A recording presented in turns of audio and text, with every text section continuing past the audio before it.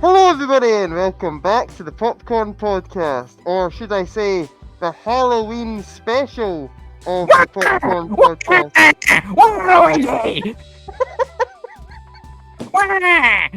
I was about to say that Fergus is keeping his costume nice and hidden, Hi, but Jack. then he's just unveiled himself. How you doing, Fergus? I'm good. Thank you, Jack. How are you doing? I'm doing pretty well. You look amazing. Thank you very much. It's Waluigi. Yeah. I like From, your little, from Mario. Your little mustache, dude. Oh, I've even got an accessory. Hold on. Bang. Oh, that's sweet, man. Who are you meant to be? I'm just a random guy, you know. I'm just Yeah, you look just like it. just some. No, I'm Michael Myers from Halloween. You ever seen it? Heard of it. Heard only of good it? things. Yeah. Only good It's a things. pretty good little film. I think I recognize that costume, Jack. Is that being reused from last Halloween? Maybe been reused from the last two Halloweens. Fergus. Oh, brother. I That's not on, Jack. just quite like the image of Michael Myers with headphones on, which. Yeah, you should keep a mask on. No, I need to take it off, Fergus. I'm boiling like already. No, let's see your beautiful wee face, Jack. Right, Take it off. hold on. Are you ready for this? The big Yep. unveil? Big unveiling. Who could be behind the mask? It's like the Masked Singer. Whoa, it's Jack. Hey, what's up, Jack? Hello, everybody. Where'd you come from? You've already done Hello. it. Yeah, I needed to do that because I would have actually died in that mask. No, I'm getting hot myself. I don't know if you remember last time in uni, I could only like wear it for like 2 minutes at a time, and then we have Yeah. to take a break. Yeah, I remember. Yeah, because we went into uni last year in costume, and we're like the only ones to do it, even though it was like other people's ideas. A few other people were in costumes. Yeah, but not a lot. Mark wasn't, as I recall. Mark wasn't. We were very disappointed in Mark. I was really upset about that. Yeah. Mark could pull off a lot of great costumes. Yeah, and I think tried there's to, like 5 other people, maybe 5, Yeah, including us, probably. Yeah, probably. I tried to sit throughout the full lecture with the mask on, but that was No. a failure because I just couldn't do that at all. Do you remember what my costume was? Paul Blart last year. Paul Blart, that's right. I was saying to everyone that you should have actually got a Segway. That would have been pretty sick. They're quite expensive, Jack. The Segways are expensive. Could you not have rented one out, you know? Probably not. Oh. Probably not for going about uni. I think that would have been pretty sick. I remember we were cutting about going up and down in the lift trying to like scare people. Yeah. Well, I don't think I was doing a very good job, to be honest. I was just like staring at people from the lift. Yeah, I looked like I was like arresting you or something, like I was campus security. Yeah. Okay, so today's episode, seen as it's the Halloween special, we're going to be doing our top 10 favorite horror films. That's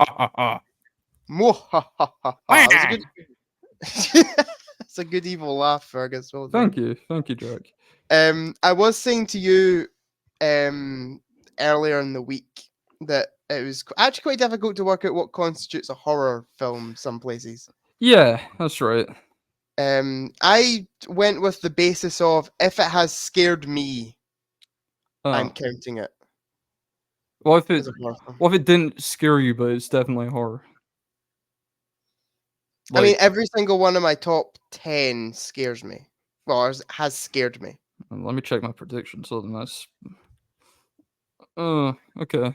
Okay. See, I've got one in your list, and I wouldn't count it as a full-on horror film, but I can definitely see it like as terms of like Halloween movies, definitely making your list. So it's So as per usual, we've predicted each other's top 10s. Yeah, and we've got 5 honorable mentions each. 5 honorable mentions. How do you think you've done with predictions? Prediction-wise, well, once again, I had a little help. Me and Mark. Okay, you and Mark together. Okay. Yeah, but he's also predicted mine, so it'll be interesting to see how that goes as well. I've got his predictions written down. So. I'm not gonna lie. I think I've aced it. I think I've got. Yeah.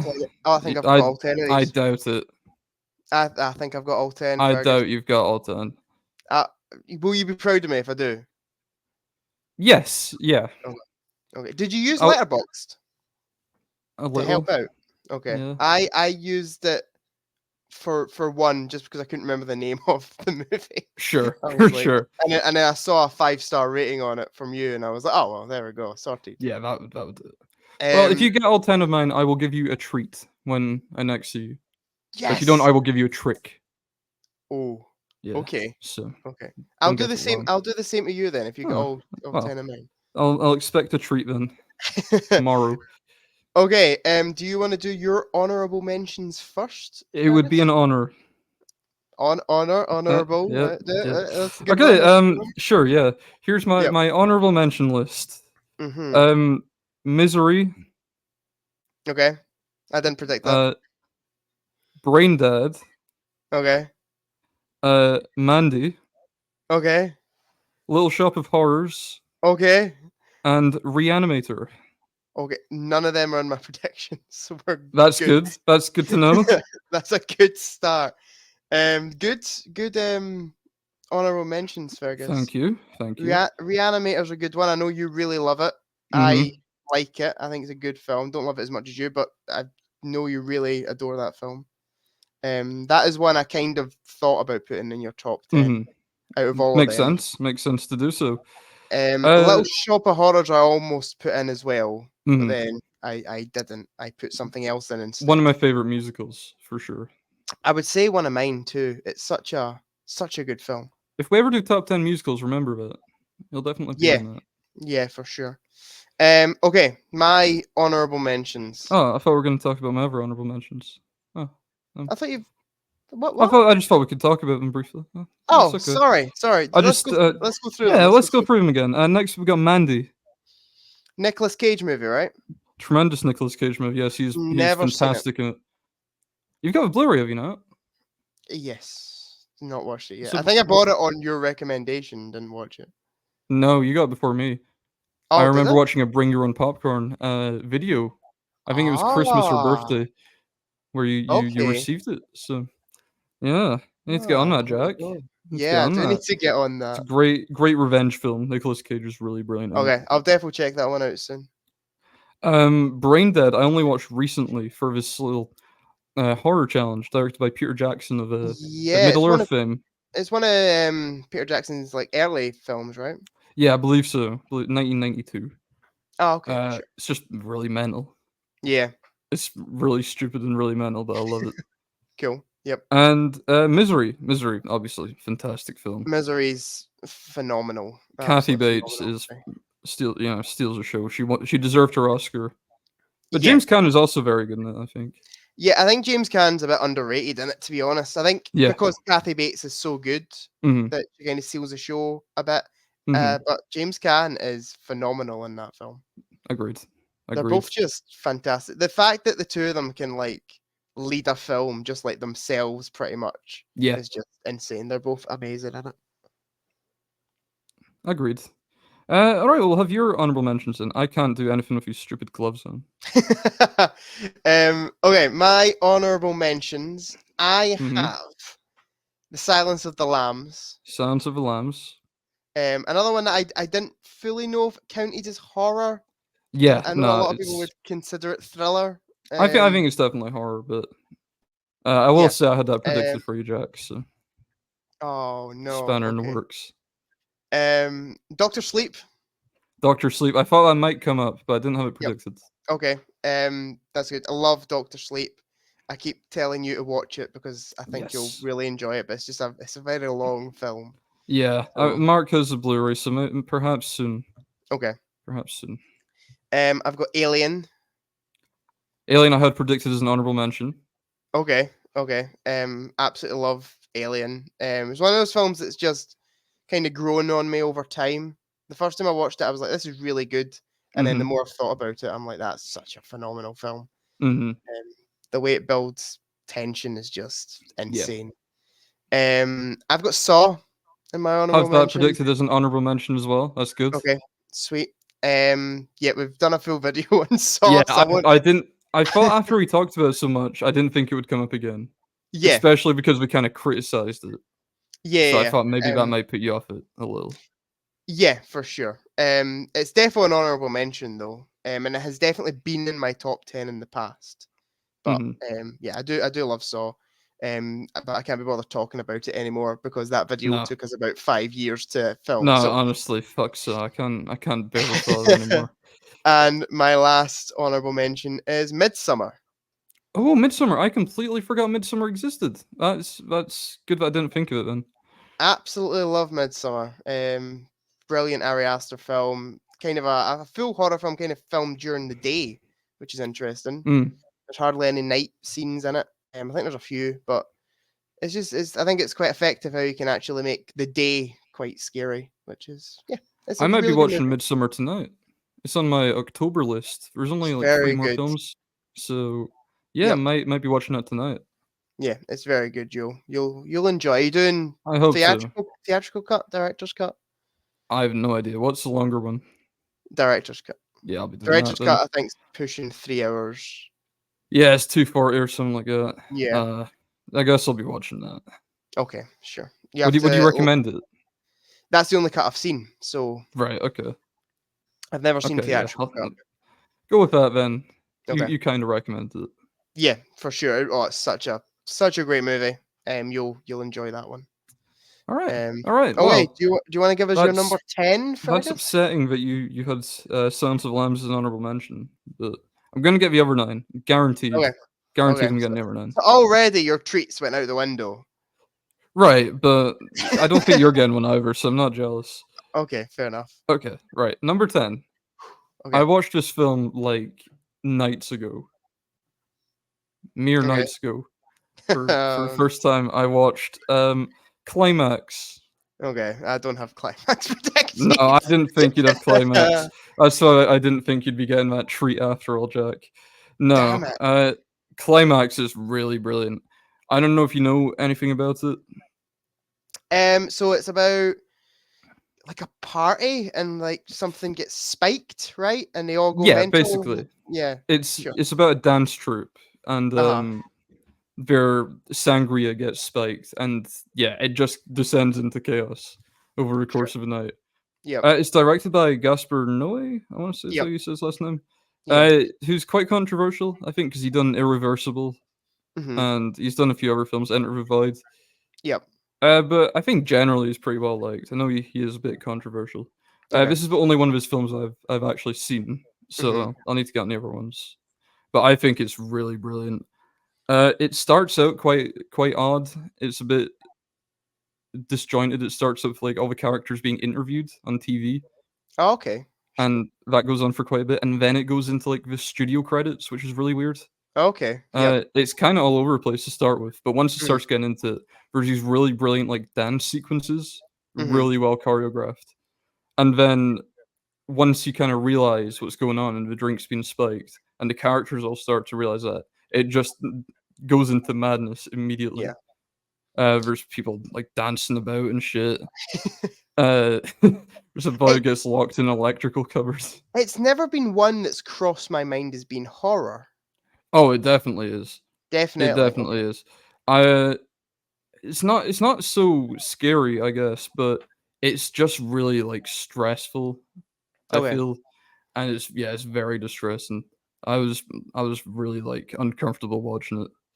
Yeah, it's been one that's been on my radar for a bit. I do think I would enjoy it if I gave it a go. It's actually one that I've been meaning to pick up on Blu-ray for like the longest time, and it's just I've never done it. You should do it now.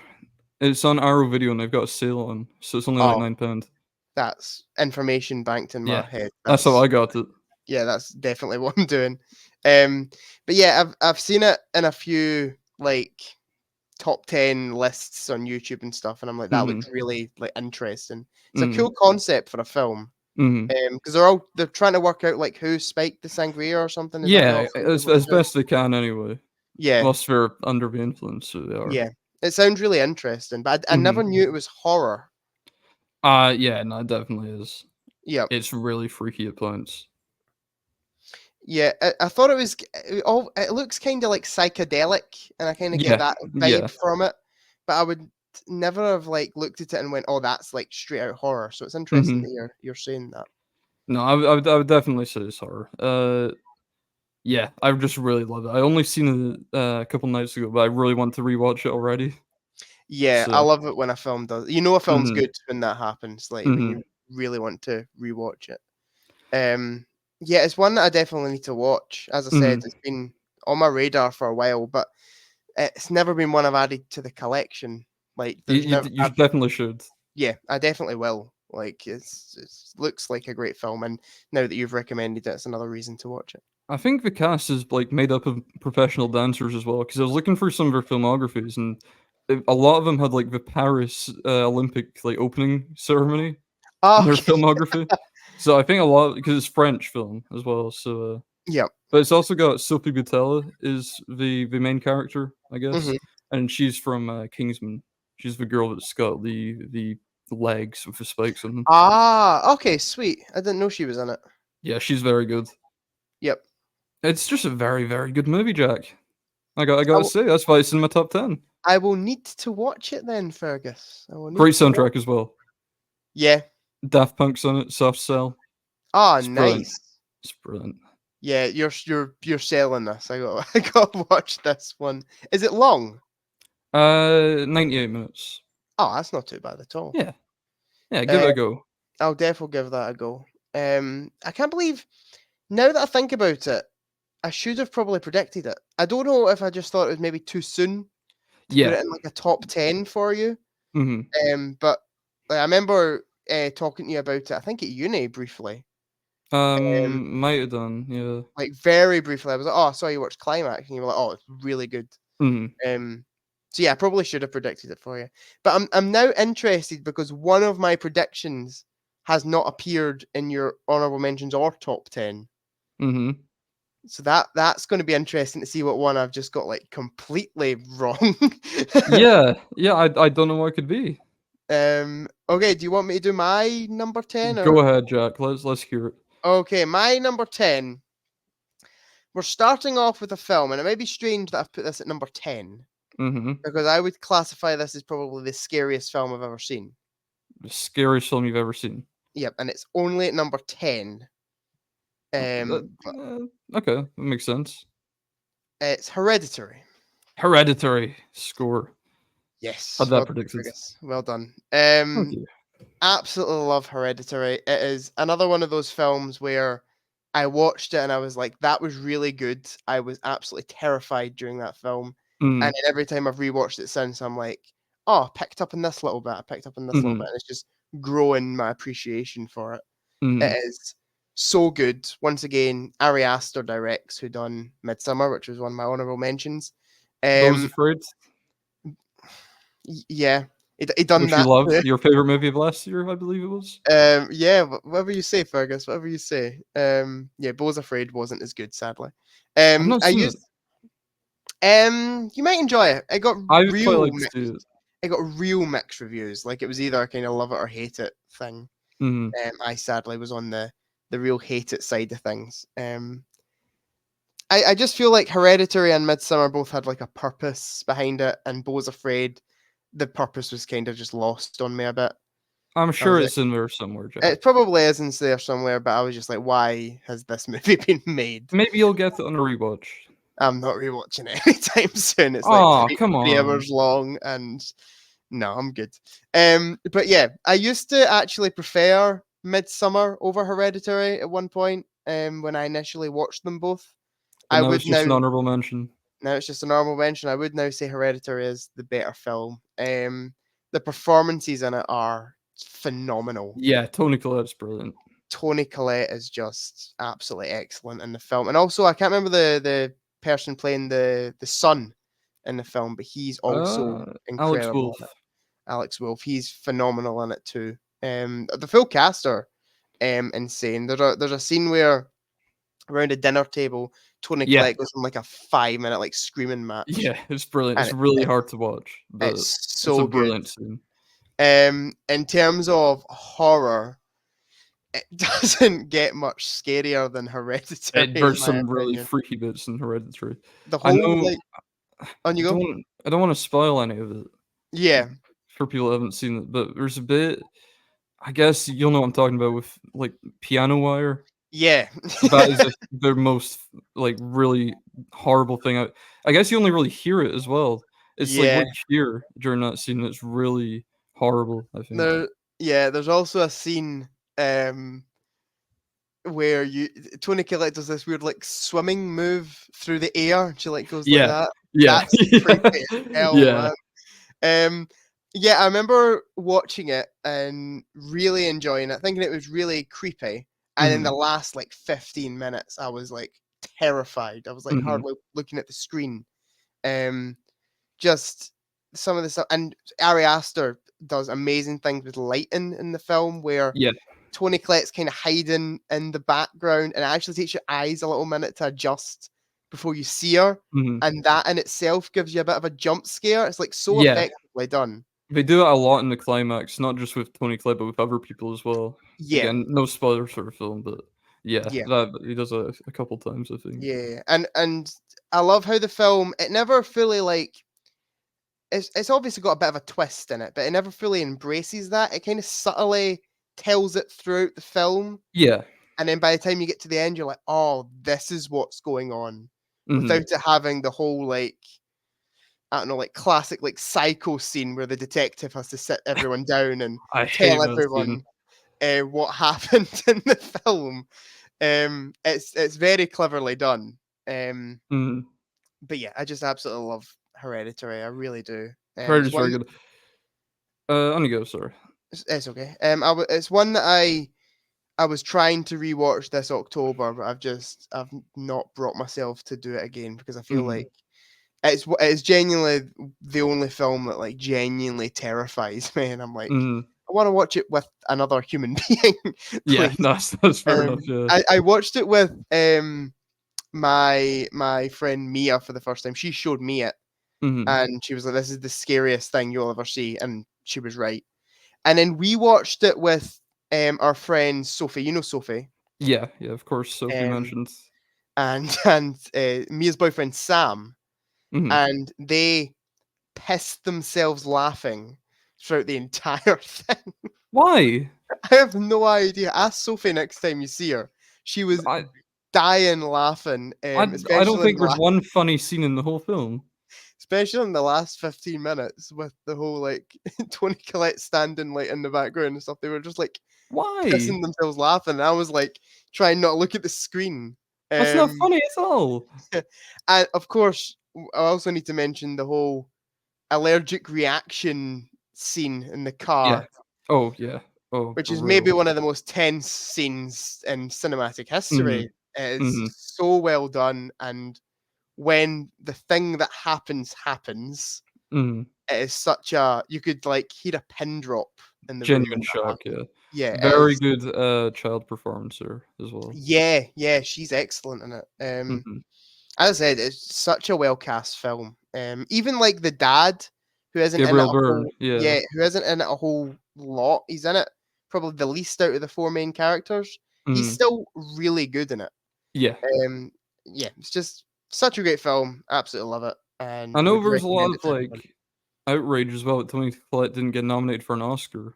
Yeah, I guess the Academy really hates horror movies. Yeah, the Academy despises horror films. I watched The Shining, rewatched The Shining the other day, and then looked it up just on Wikipedia for a wee look at it, and nominated for 2 Razzies and not a single Oscar. Mental. Absolutely mental. Worst director and worst actress, I believe, which is just insane. But it got reappraised in the end, which goes to show how meaningless the Oscars truly are. Yep, that is one of the best examples of that, Fergus. Maybe one day Joker 2 will get reappraised and we'll realize what a masterpiece it is. Yeah, I honestly wouldn't be surprised in 10 years if that gets a bit of a resurgence. Honestly, yeah. It's something that'll probably happen, let's be honest. But yeah, that's my number 10. Do you want to give us your number 9, Fergus? Yeah. Oh, inside number 9. Inside number 9. Always do that joke, but we've not done a top 10 in a while. Yeah. It feels like. What is my number 9? Do you know it? I know it. I mean, I've got 10 predictions that you've not said yet, so maybe. I've got Black Swan at number 9. Yes, predicted Black Swan. Nice. Give myself a little tip there. I actually won't really talk about this so much because we spoke about it in the university video. Yes, we did. Yeah. In the first year of university, so just go and watch that if you want to know my thoughts on Black Swan.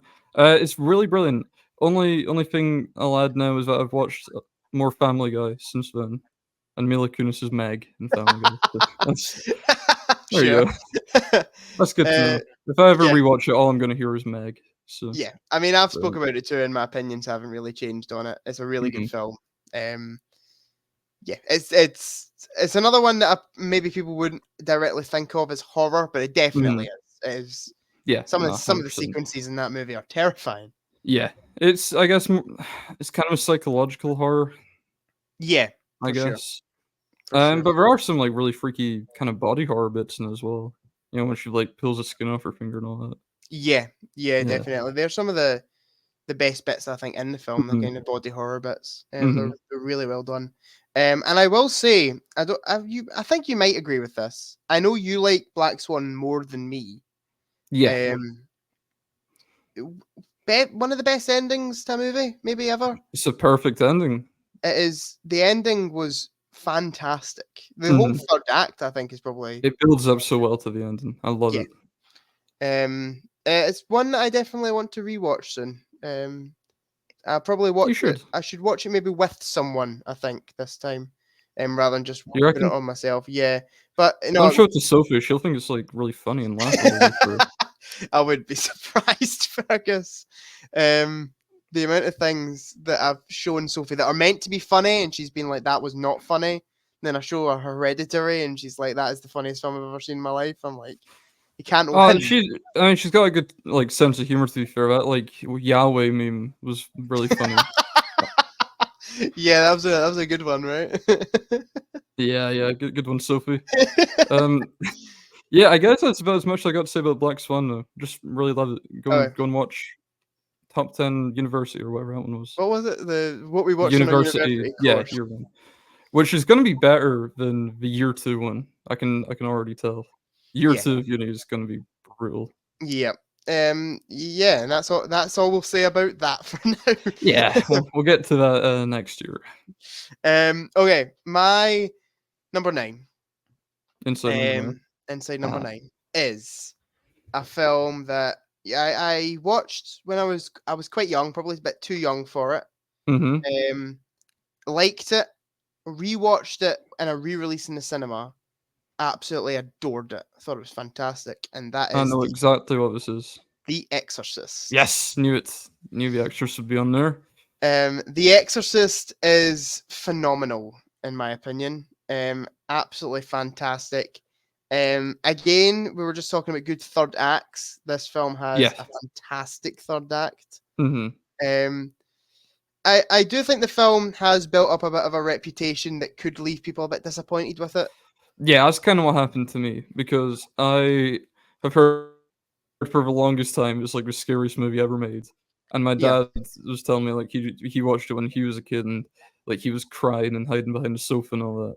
So for years I've had this image in my mind that this is like really fucking scary. Yeah. And then when I watched it, it was like it was scary, but yeah, you know, it wasn't as scary as I've been told. I get you. So I watched it as a kid, so I was already a bit more scared of it. I would not put it up there as one of the scariest films of all time, in my opinion. I think it is I think it's very effective in what it does. But it's I think in terms of horror, there's a lot more scary stuff out there. Yeah, which makes sense. I can imagine watching it in the 70s as well, like my dad did. It would be a lot scarier back then. Yeah, for sure. There was like people like passing out in the cinema and stuff. Like it's like Long Legs today. The Long Legs of its day. Yeah, Terrifier 3 of its day. But I really do love Terrifier on your list, by the way, Jack? Terrifier is not on my list, Fergus. Damn. I really thought it would be as well. No, there was no chance of Terrifier being on my list, sadly. Sorry about that, guys. Looks like we had some poltergeists in the room or something, huh? Oh, some technical difficulties, as you might have noticed. That's a good one. Thank you. That was a good one, I thought. But we're back now. So Jack's here to talk about The Exorcist, yeah. It's You're just saying The Exorcist. Yeah, Exorcist. Yeah, The Exorcist is. I was saying how a lot of people consider it to be the scariest film of all time. And we were talking about how, like back in the day, I can definitely see that being a valid viewpoint. But it is still definitely scary. It's definitely got a lot of horror in it. And I do think the whole. I don't want to speak about like myself on like I get it and other people don't, but I think maybe because I am Christian, it maybe freaks me out on a different level to atheists. Sure. Because atheists will watch some of this stuff and be like, "Oh, that's a load of rubbish. That can't happen." And I watch this stuff and be like, "That is terrifying because that could probably happen." And yeah, no, thank you. Yeah, isn't exorcism like not really practiced anymore? I think they say that in the film. It's not something that's really practiced. Yeah, and even when it was, it's more of a Catholic kind of thing. Yeah. I'm Pentecostal, so definitely not. What is that? Catholic. I don't know what Pentecostal is. It's kind of its own denomination of Christianity. We're kind of a mix of both Catholicism and Protestantism. I don't know the word for Protestant. I just say Protestants, really. Protestant. But yeah, it's the exorcism's definitely more of a Catholic thing. Sure. But still, The Exorcist is very freaky. Again, great performances. The girl who plays Regan, can't remember her name. What's her name? Lorraine something. I'll get back to you on that. Okay, thank you, Fergus. She's fantastic in it. She's absolutely brilliant. And Linda the Blair. full cast. Linda Blair, that's her name. She's brilliant in it. I think for what's expected of her in the movie, she does a fantastic job. I quite like the practical effects in it. They're very 70s, I think, but they've got a kind of a charm to them. And yeah, I just think it's a very ballsy film, especially for the time it came out in. Yeah. It's a brave move to make that movie. And I think they've done it very, very well. And I know you've seen The Exorcist fairly recently. Yeah, it was part of the October challenge I've done. I watched it with my parents because to be fair, my dad didn't really want to rewatch it, but I put him through it anyway. What was your dad's thoughts on it, like from childhood to like now? I don't think he's as scared of it anymore. Okay. But he was still quite frightened. There was one bit when we watched it, it wasn't really the movie, but like something fell off like the kitchen unit for no reason whilst we were watching it. That was fucking terrifying. That was scarier than anything in the film. Yep. It's very good though. Yeah, I can't deny it. It's pretty good film. I think we watched the director's cut of it, so I don't know if that's any different really. Yeah, I think it's only like 10 minutes longer. It's like Blade Runner. I think there's like 5 different cuts of The Exorcist. Sure. Yeah. But yeah, I really do love it. It was for a while. It was a film I maybe considered a little bit overrated, especially as I watched it as a kid. And I guess I thought it was scary, but I couldn't like fully appreciate it as a kid. But when I grew up and rewatched it, I was like, oh, I kind of get it now. Like this is for if you watch this in the cinema in 1970, what was it, 73? 73, yeah. You would be absolutely shitting yourself at some of this stuff. No, for sure. And especially when Christianity was a much bigger thing than it is now.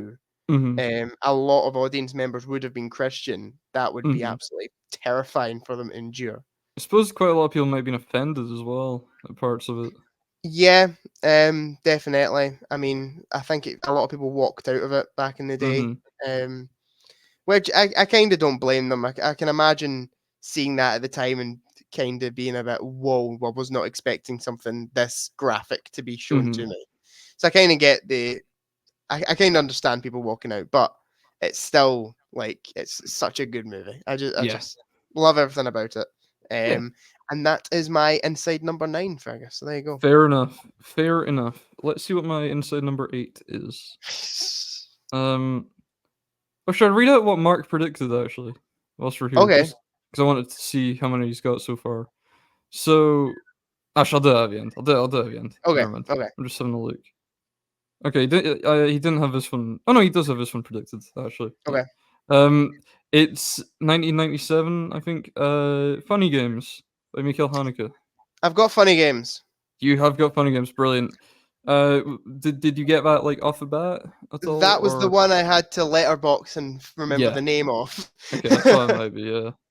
I got the in my head. I had the poster, and I was like, yeah, the guy with the boy with the bag on his head. Yeah, I was like, Fergus really likes this film, and I was like, that needs to be in his top 10 somewhere, but I couldn't remember the name of it. So then I went on Letterboxd and saw that you'd rated it 5 stars. Yeah, so that would do it. Yeah. It's one of 2 Haneke films I've seen. The only other one I've seen is Cachet, which we seen the elevator scene in Union. We had to recreate that on our first week. Oh, okay. I didn't know it was the same director. There you go. Yeah. I saw it's a very good film. I've also got Amour on Blu-ray, even. So I need to get onto that. Okay. And I've also got the Funny Games remake on Blu-ray. But I'm kind of saving that for when I want to rewatch Funny Games. Is it meant to be any good, the remake? It's meant to be very good. It's same director. Ah, okay. But it's got Tim Roth and I think Naomi Watts is in it as well. That's interesting. Okay, cool. Yeah, but the original is a masterpiece in my opinion. It's quite strange. There's a lot of fourth wall breaking. I guess like Deadpool, your favorite. It's like a Deadpool horror movie. Yep. And I don't know. I don't really want to get into any spoilers with it because I would definitely just recommend watching it. But you see the description of it, I guess it's just these 2 guys come into this family's house and kind of, start causing havoc. And that sounds kind of generic, but it is pretty different, I think. Okay. There's a lot of fourth wall breaking. They kind of disrupt the narrative quite a bit, and it's basically like kind of like a commentary on audiences' expectation for violence in films and how that's kind of what they go in and watch it for. And it kind of calls out the audience in a lot of ways. Ah, nice. I didn't know it was that like on the nose. Yeah, no, it's very on the nose. To be honest, I didn't really know what it was about. I just kind of that poster's quite iconic in my head. For some reason. Yeah, it's really unselling poster, I think. So I knew of the poster and I know of the film, but I never really knew what it was about. It's one that again I definitely need to check out at some point. It's got a really high Letterboxd score, I believe. 3.9. Oh, not as high as I thought then. No, it should be higher. Should be higher. There's some really brutal violence in it as well. No spoilers, but yeah, there's an image in this film that I won't get out of my head. Okay. So yeah, would really just recommend it, and that's kind of all I have to say on it. Just go and watch it. Yeah, it's definitely one I will check out. Because I think the reason I thought I had a very high Letterboxd score is I remember there was a time where like everyone on Letterboxd was watching it. Was it? Oh yeah. I must have not been on at that point. It was on. Do you know that there's the popular from Friends bit or like popular on Letterboxd? There's a time where it was in there. Really? Yeah. And I was like, oh, what's this film? So that's why the poster kind of sticks out in my head from seeing it all the time there. But yeah, it's definitely one that's kind of how I first seen it as well because I just saw the poster. I was looking at someone's 5-star films and I seen the poster and it just immediately stuck out to me. Yeah. It's definitely one that. Have you got it on Blu-ray? Has it got a Blu-ray release? No, it's only on DVD. Ah, okay, sure. I was quite surprised. I was scrolling through Prime and it was like popular this month, and Funny Games was the first thing that came up. There you go. I was quite surprised, but I guess it's Halloween, isn't it? Yeah, it's quite a strangely popular film, I do think. Yeah. But yeah, it's definitely one I shall check out very soon. I'm glad to hear it. Okay, my number 8 is probably the newest film to the top 10. Okay. Only watched it last month for the first time. Oh fuck! It's The Thing. It is The Thing. Okay. Did you not predict The Thing? I had it predicted as an honorable mention. Okay. I guess it's kind of like you with Climax. I thought it might be too recent to be on the list. Nah, I absolutely adored The Thing. I thought The Thing was fantastic. John Carpenter, man, he is. I love him. He's one of the best. He is one of the best. I've seen 9 of his films now. Damn, I think I just watched In the Mouth of Madness the other day. I think I've only seen 3, but like the 3 I've seen have been phenomenal films. Every single one of them. And yeah, I think The Thing is absolutely fantastic. I think I've maybe spoke about it on the channel briefly before. I think if you have, it's been very brief. Yeah, in a catch up, I think maybe. Mm-hmm. I just think the way the film builds its tension is like kind of unmatched to any other movie. Mm-hmm. The whole kind of got all these characters who you aren't too familiar with, and just they immediately start questioning each other and blaming each other for different things, and Mm-hmm. it's just absolute paranoia Mm-hmm. for the full runtime. And all the actors I think do a great job in it. And I think maybe the best practical effects in They're movie so good. history. Oh They've man, aged so well, they like look surprisingly well. phenomenal. I don't understand why we don't get more practical effects when you look what they Honestly. accomplished in the 80s and it Mm-hmm. looks great today. Why don't we just Mm-hmm. keep doing that stuff, Nah, man? for Like, sure. they look so good. I can only just praise John Carpenter and obviously his special effect team for that Mm-hmm. movie, because they cooked up a storm with that one. Mm-hmm. No, Yeah, agreed. I really love The Thing. It's quite a simple little story to it when you actually think about it. Yeah, Um, no, it's just really as straightforward as it gets, really. yeah, for sure. But I think it's told very effectively. Mm-hmm. And John Carpenter is just a master at making things that aren't necessarily that scary.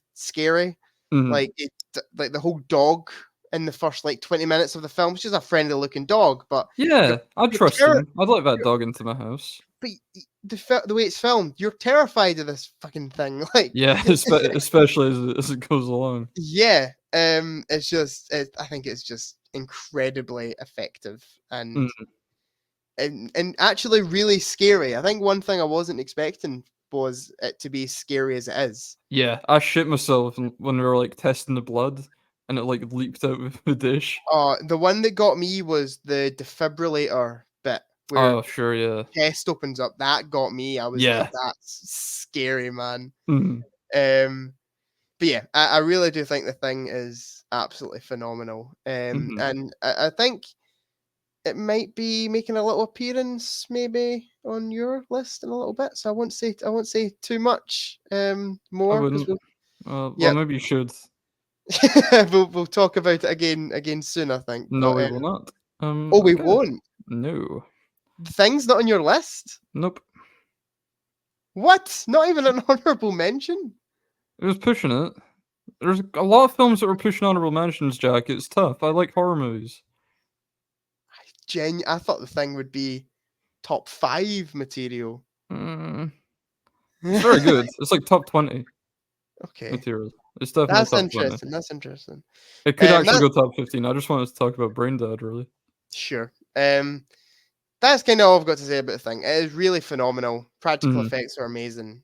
Performances are great. The one thing about The Thing, I think I've said this before, is the characters are you don't know any of their names. Like Yeah, they're except not. McCready Yeah, and obviously. Childs. You don't really flesh them out at all. Sure. I I just don't. remember the guy that's like the spider head. Oh I yeah. remember what he looks like. But yeah, they don't really flesh them out. I think that's maybe a choice, like they've chosen to Yeah. do that. Yeah. But yeah, I would have liked to have seen a bit more, I guess, personality from these characters. But other than that, I think it's kind of a perfect film in a It's way. very good. You It's can't very deny good. it. Okay, Fergus, you're number 7. My number 7. What's my number 7? Anyone know my number 7? Yes. Yes, I do. Hopefully, I do. It's Psycho. Alfred Oh, Hitchcock's Psycho. yes, I have Psycho predicted for you. Yeah, might have known. I've got it 5 stars, so it makes sense. I think all the movies coming up from this point on are 5 stars. Actually, from Black Swan onwards are 5 stars. So, Sure. yeah, adore Psycho. I seen it years ago. I think when I was maybe 12 or 13, and Hmm. I really liked it then. And then rewatched it for Higher Media, and that's what Yeah, we had to do all year for Higher Media. So I've seen it quite a few times now, but yeah. I still love it more every time. It's brilliant. The only criticism I'll give it is what we talked about before, which is the Yeah. detective scene at the end. And I don't think Hitchcock really wanted to include that, but I think the studio kind of forced him to. Sure. Yeah, so I guess it makes sense, but I kind of get it. But at the same time, it seems very on the nose. It's written quite poorly as well. It's a strange scene because the full film is so, like, I guess, kind of show don't tell. yeah. And then there's this random scene at the Just end, which is just, exposition dump. yep, literally. Yeah, nah. Not really into that scene at all. It's not all that subtle, but the rest of the film is magnificent. I love how I mean, watching it now, you're not really gonna get caught out by the whole twist of the protagonist getting killed halfway through, because everyone kinda knows that happens in Psycho. Yeah. And everyone knows the shower scene very well. Yeah. But what I guess back in 1960, that was probably pretty shocking. Yeah, for sure. To They get attached build to a up character for 40 minutes and then yeah, they build up this lady as being like the main character of the film, and then they just kill her off in like minutes. Like it's insane. But I do quite respect it for that. Yeah, I really like that it does that. Yeah. And then you kinda get almost a new protagonist with the detective that comes along, Arbogast, and then he gets killed off as well in a really great effect where he falls down the stairs. Really convincingly takes a tumble. Yeah, it's not it's like, it's 1960, you know, you could get away with that stuff back then. I've seen all 4 of them, all 4 Psycho films, and every single one they do that effect, the exact same effect. And I'm like, why is this like a selling point? Why are you? I don't remember that in Psycho 2. But I'm sure they do it in Psycho 2. They do a falling down the they stairs might bit in do. Psycho 2. They might do. I've not seen it since Higher Media, but I'm in 3, I'm pretty sure. Yeah, I think it is 3. They just do the same effect. Like it is the whole like effect. And it looks the exact same. And I'm like, when did 3 come out? 80s. And I'm like, maybe even 86. Okay, 86. There you go. And I'm like, you have progressed 26 years, guys. Yeah. Why are we doing the same? Why are you treating this like a selling point? Like, oh, people want to come and see the stair falling. Yeah, that's the iconic kill from Psycho that everyone remembers. But yeah, it's not a great effect. But I get it. It was the 1960. Like it was probably revolutionary for the time, I guess. It was a very revolutionary film. It changed cinema going as well, because before you could kind of just walk in whenever you wanted, and it would just all be on a loop, so you could just walk in whenever you wanted to see the B films, see the newsreels, but you weren't allowed to come in after this had started. So, and that kind of shaped cinema into how it is now. Yeah, Alfred Hitchcock made it so you can't see it after it started. They turn you away. Oh, I didn't know that. That's quite cool. I didn't know. Yeah, that. Higher Media. There you go. There you go. You're retaining all that knowledge. Be writing about that in an essay soon. The only class where I learned anything, and it was all just about Psycho, so completely useless. Yeah. I mean, we might possibly be talking about Psycho again in a little minute. Oh, okay. I mean, if you want to just talk about it now. Yeah. Well. I mean, Psycho's my number 6. So number 6. Okay. I had it predicted for you as well, I believe. Yeah. It's such a phenomenal film. Oh, I didn't. You didn't have Psycho predicted. What a fool! I had it as an honorable mention. Yeah. Ah, what a fool! I think Mark talked me out of that one actually. Oh, there you go. There you go. No, I absolutely adore Psycho. I think it's phenomenal. Yes, brilliant film. As you said you saw it quite early on. You saw it like 12, 13. Yeah, 12, 13, around that. I was similar. I think it was maybe one of the first black and white films I ever saw. Probably for me as well. Yeah, I said like Frankenweenie. Yeah. But yeah, I remember seeing it and was like, I don't think I was very excited to watch it. And Dad was like, "You'll enjoy this. I'll put it on," and just kind of being blown away by it, because you know the way you are maybe when you're younger and you're like, I don't want to watch a black and white movie. Yeah. Time. Why watch black and white when there's color? Yeah, exactly. But I'm pretty sure it was a choice for it to be in black and white, right? It was. Yeah.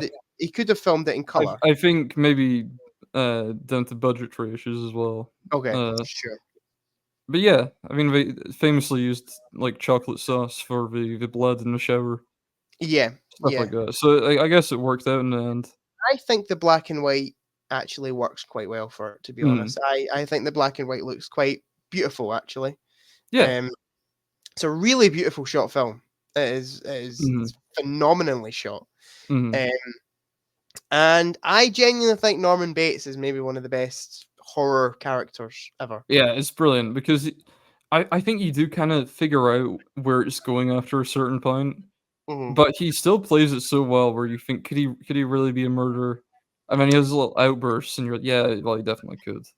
Yeah, he's absolutely brilliant. It's similar to like Kathy Bates in Misery, I think. Yeah, yeah, he's able to flip the switch between unstable and just really nice and charming very well. Yeah, and I will say throughout all 4 of the sequels, I think he is the one consistent part.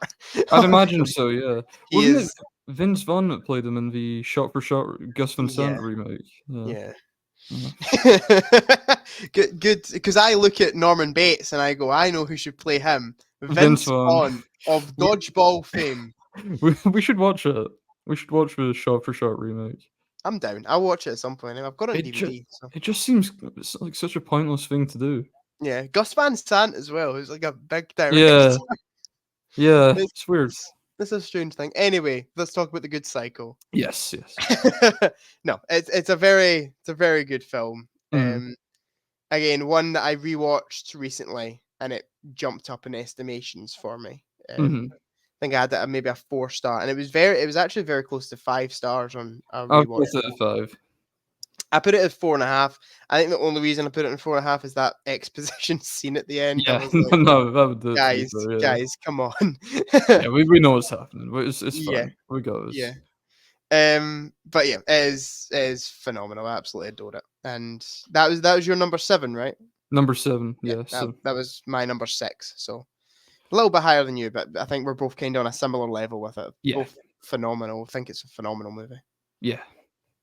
I guess you can do your number 7 then. My number 7, I know, will be a lot higher for you. I know it'll be on your list. Okay. The Texas Chainsaw Massacre. Texas Chainsaw. Have I got that predicted? Yeah. Yes, I do. Sweet.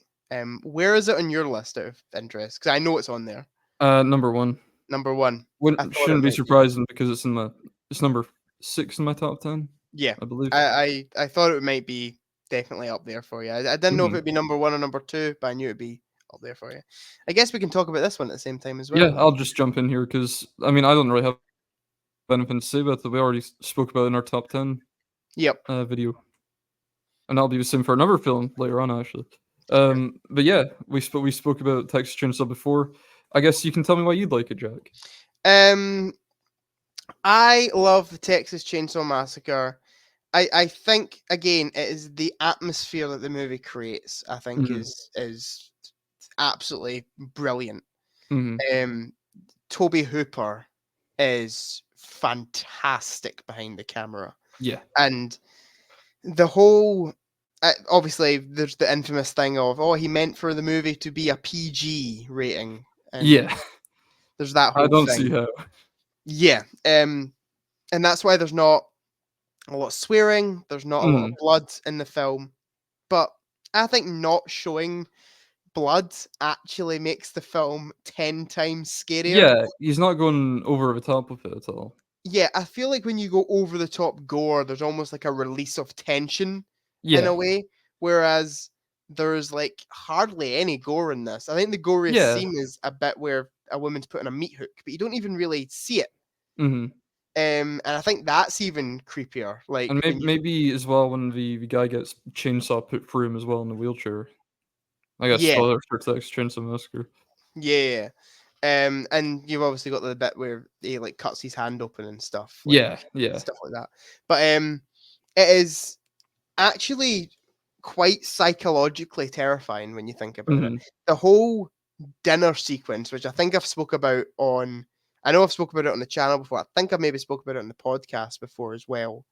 Is maybe one of the best horror sequences in all of cinema. It is terrifying, and it's the fact that it is actually quite realistic. There's people out there that's probably like this. Like, it's just, it gets under your skin, and it's horrible. Under the skin? Under this, that's definitely not on my list, by the way. Ah. I also, it's obviously quite a cheaply made movie. It's quite apparently a cheaply made film, like it's very obvious, but I think that almost kind of makes it a bit more effective as well. Yeah, it's not quite found footage, but it has that kind of vibe to it, I guess. It makes it feel more realistic. I almost feel like in some places I shouldn't be watching this. Does that make sense? Yeah. Like it's kind of like a video nasty in a way. Like you really, you kind of watching this and you're like, this feels like something homemade in a way. I shouldn't be watching this. And I think that's when horror films are at its most effective, when it makes you be like, oh, I shouldn't be putting myself through something like this. Yeah, agreed.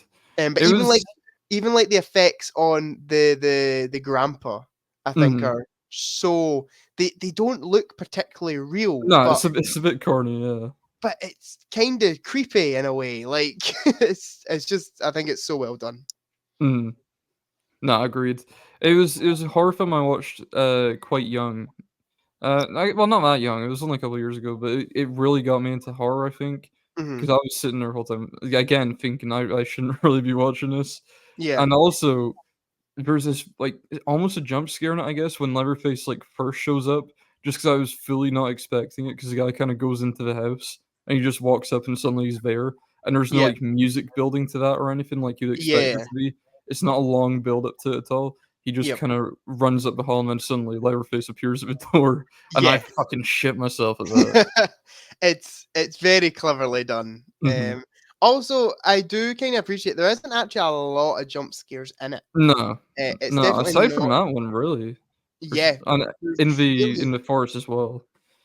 Yeah, there's really, as I said, like there's no release of tension. It's kind of like, how long is it? Like 90 minutes or something? Not even that. Yeah, it's very short. 90 minutes of 83 tension. minutes. 83 minutes of tension, with like hardly any release of that tension. And another really, like, we're picking films, really good ending. The whole like Leatherface like swinging his chainsaw around. Yeah, one of the most I don't know if you know this, Jack, but Leatherface was recently added to Fortnite Battle Royale, and they even added the chainsaw dance as an emote that you can do. Why? So I've been shitting on my enemies with that one. I've been doing that at the end of each match. Of course, I got the Leatherface skin. Fortnite is going to ruin society. I think it perfected. To be honest, it was a tough choice this year between Billy the Puppet or Leatherface. Last year, a choice between Michael Myers or Jack Skellington felt a bit easier, but. I was gonna ask, just like a kind of side note question, because you said that was quite an early horror film. Do you know what your first horror film was? I don't really know, to be honest. No, I thinking quite far back. I saw Killer Clowns from Outer Space quite early on.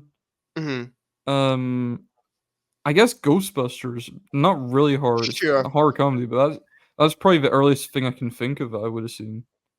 Is Ghostbusters on your list? No. Okay, thank goodness. You said that, and I was like, that could be on Fergus's list. Okay, that's fine. If it was 8-year-old me, it'd be like #1. I fucking loved Ghostbusters back in the day. My first horror film is coming up, so we'll talk about that soon. Oh, okay. So your number 6, please. You want my number 6? Happy to oblige. I'm hoping you've got this. I'm not 100% confident you will have, but I'm hoping you have. It's The Lighthouse. I do have The Lighthouse. The Lighthouse, brilliant. We're just talking about how good Psycho looks in black and white. This is fucking on another level. Obviously, it makes sense being 2019. Psycho's 1960, but The Lighthouse is beautiful. Anyone who's seen it will agree. Yeah, I'm planning The Lighthouse to be my Halloween watch this year. Oh well, I'm sure you'll enjoy. Yeah. It's quite a strange film. A lot of it is very much up for interpretation in terms of what way you want to go with it. But yeah, it's brilliant. Robert Pattinson and Willem Dafoe are phenomenal in it. I think it's a film that probably turned a lot of people's perception on Robert Pattinson because before The Lighthouse, I don't know if maybe Good Time was before The Lighthouse, but I don't know how many people actually saw that at that point. Before The Lighthouse, I think everyone kind of just knew him as a guy from Twilight. Yeah, and which he's is not a great he's reputation. Not very to good in Twilight. No. Yeah. No, maybe not his fault, but definitely probably not his fault because he is a fantastic actor. Yeah. And he's proven himself to be very excited for Mickey 17. Yeah, that's the Bong Joon-ho one, right? Mm-hmm. Yeah, I saw the trailer of that the other day. A lot of people are shitting on the trailer online. And I've not seen anyone. I thought the trailer looked actually quite good. I saw a lot of people shitting on it. I've only seen people like excited for it. I saw a lot of people being like, "Oh, this looks terrible. This is from the same guy who done Parasite. Oh God!" Like I'm like, what? Like it's gonna be good. That's weird. That's a weird reaction to have to. Yeah, I think it'll be brilliant. I was really disappointed it didn't come out this year because Warner Bros. Pushed it back. I think. Okay, sure. I was really disappointed in that. Even like I've not seen The Lighthouse, obviously, but like the Batman kind of pro Robert Pattinson for me. He's so good in that film. And Willem Dafoe, I don't think needs to prove himself at all. No, he's consistently good. He's brilliant in everything he does. Yeah, there's no doubt in that. It's directed by Robert Eggers, who I recently watched his other film, The Witch. Yep. Or The Witch, if you want to be funny. The Witch, yeah. Which is also very good. A really great film starring Anya Taylor-Joy. And that whole film is like lit by candlelight in any dark scenes and daylight outside. There's no artificial light, and it's all authentic to the scene. Yeah, I don't know why I'm talking about that, but just thought I'd bring it up. The Lighthouse is really weird though. It's not conventionally scary, really. It's more psychological horror, I think. These two men kind of break down over time. Yeah. Because they're very isolated on this island in this lighthouse, and yeah, they go a bit mental after a bit. Yeah. So it's not really any like jump scares or anything like that for the most part. Sure.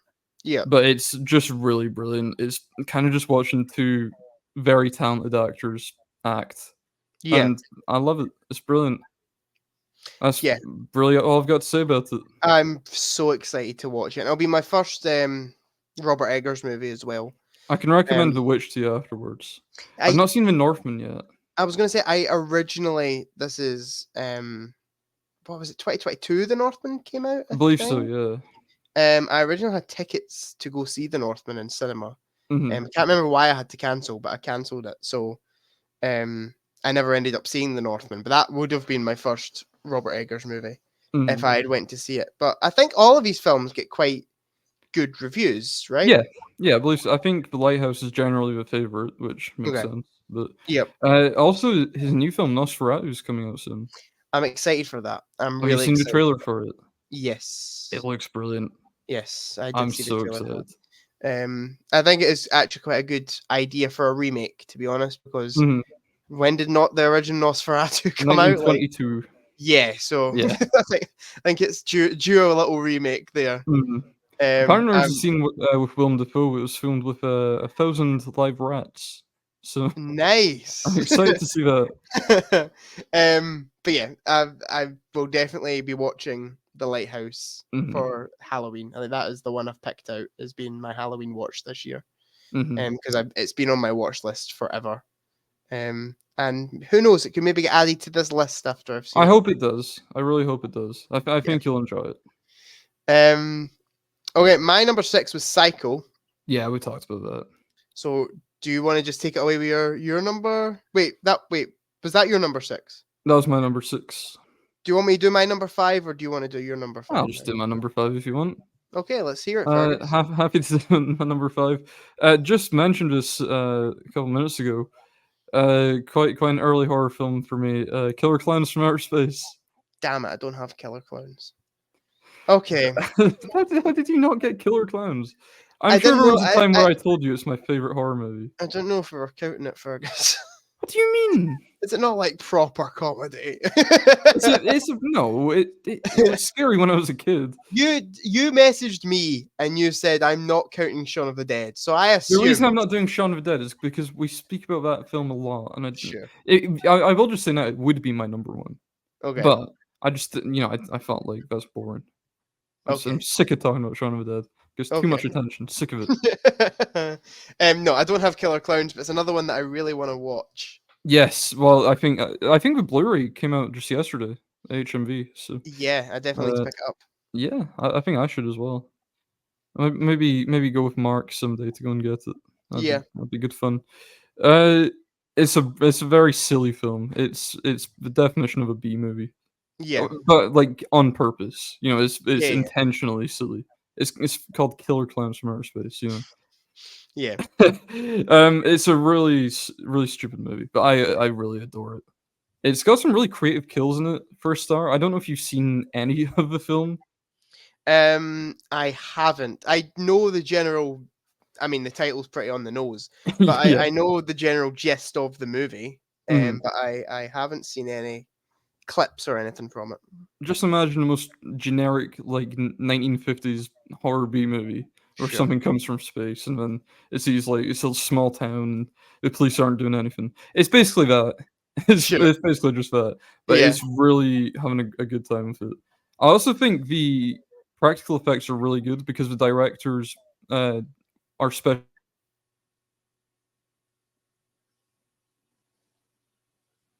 Is he gone? Is he gone? I think he's gone. No. You're back. Hello. Um. Oh right, okay. Practical effects, Fergus. The practical effects look really good because the directors are special effects artists. So Sure. the clown costumes look brilliant. They're very, very silly, but they're quite scary as well. There are some genuinely like kind of scary bits in it, I think. Especially whenever the clowns are like, laughing after they kill people. I don't like that. See, in my head, it's a very like I don't mean to offend one of your favorite horror films, Fergus, but No, go for in it. my head, it's very like Howard the Duck level movie. I almost bought that Blu-ray earlier. Did you? Earlier today. Got Howard the Duck. I've not watched it yet, but I know you do. no, I know. I was tempted to join the club. like, in my head, it is that type of film, but kind of has a bit of a cult following, I guess you could say. It definitely does. Yeah. Yeah. I'm looking at 3.3 average on Letterboxd, which is shocking. I would say that's not too shabby for Killer Clowns from Outer Space. You don't understand, Jack. Yeah. Everyone judges it on face value. I'm sick of it. I can't take this, Jack. I can't take it anymore. I have seen some stills from the movie. The practical effects do look cool. I'll give you that one. They do look sick. Yeah, very, very good. I've seen a few like designs of the clowns, and yeah, the clowns are great. They all have their own little personalities. My favorite one's Shorty. He's like the fan favorite, I think. Is he short by any chance? Is that he is short? Yeah, I can tell you some other ones if you want. There's Spiky. There's spiky hair. Yep. Okay. Yep. There's Slim. Yep. Jumbo. Yep. Fatso. Yep. And Rudy. Based on Rudy Giuliani by any chance? No. Maybe, yeah, could be actually. Those are ones I remember off the top of my head. Rudy's my second favorite, actually. So sure. There you go. I guess I forgot to mention when they kill people, they turn them into cotton candy cocoons. They can drain their blood from them. Right, I'm definitely watching. That sounds sick, It's really man. good. It's really fucking good. And no one, like everyone in the cast, like knows what it is, and they're having a really fun time with it as well. I like when a film's self-aware. Like, yeah. As soon as a film becomes like self-aware in what it is and just has a good time with it, I'm fine with it. I can roll with it. It's when you get something where they're being very serious in what they are doing, but it's not working very well. That's where the problems come in. Well, I say that, but then The Room exists, and that's very serious. Is The Room a good movie, Jack? I'd say so. Okay, you're entitled to your opinion. It's a fun film. Let's say that. Yeah, a very fun film. Yeah, but I mean, Killer Clowns is a fun film, but I'd also say it's a good film because it strives to be fun and silly. And Tommy was always trying to be serious and the dramatic actor. I get like The Room is definitely not competently made. Maybe Killer Clowns is competently actually made. It's like got a vision and going with it, whereas The Room didn't has a vision but isn't achieving that vision at all. Yeah, basically, yeah. I definitely need to watch it. It's one that has been on my radar for ages. Standout in the cast is John Vernon as Officer Mooney. He's like the kind of like grizzled town cop, and he's like, "Oh, I don't believe any of what's going on here." And like he's getting like thousands of phone calls from people in the town, like screaming and dying, and he's just ignoring it because he thinks everyone's playing a big prank on him. I think he's brilliant. Sure. Yeah, it's one that I'll definitely get that Blu-ray and check it out.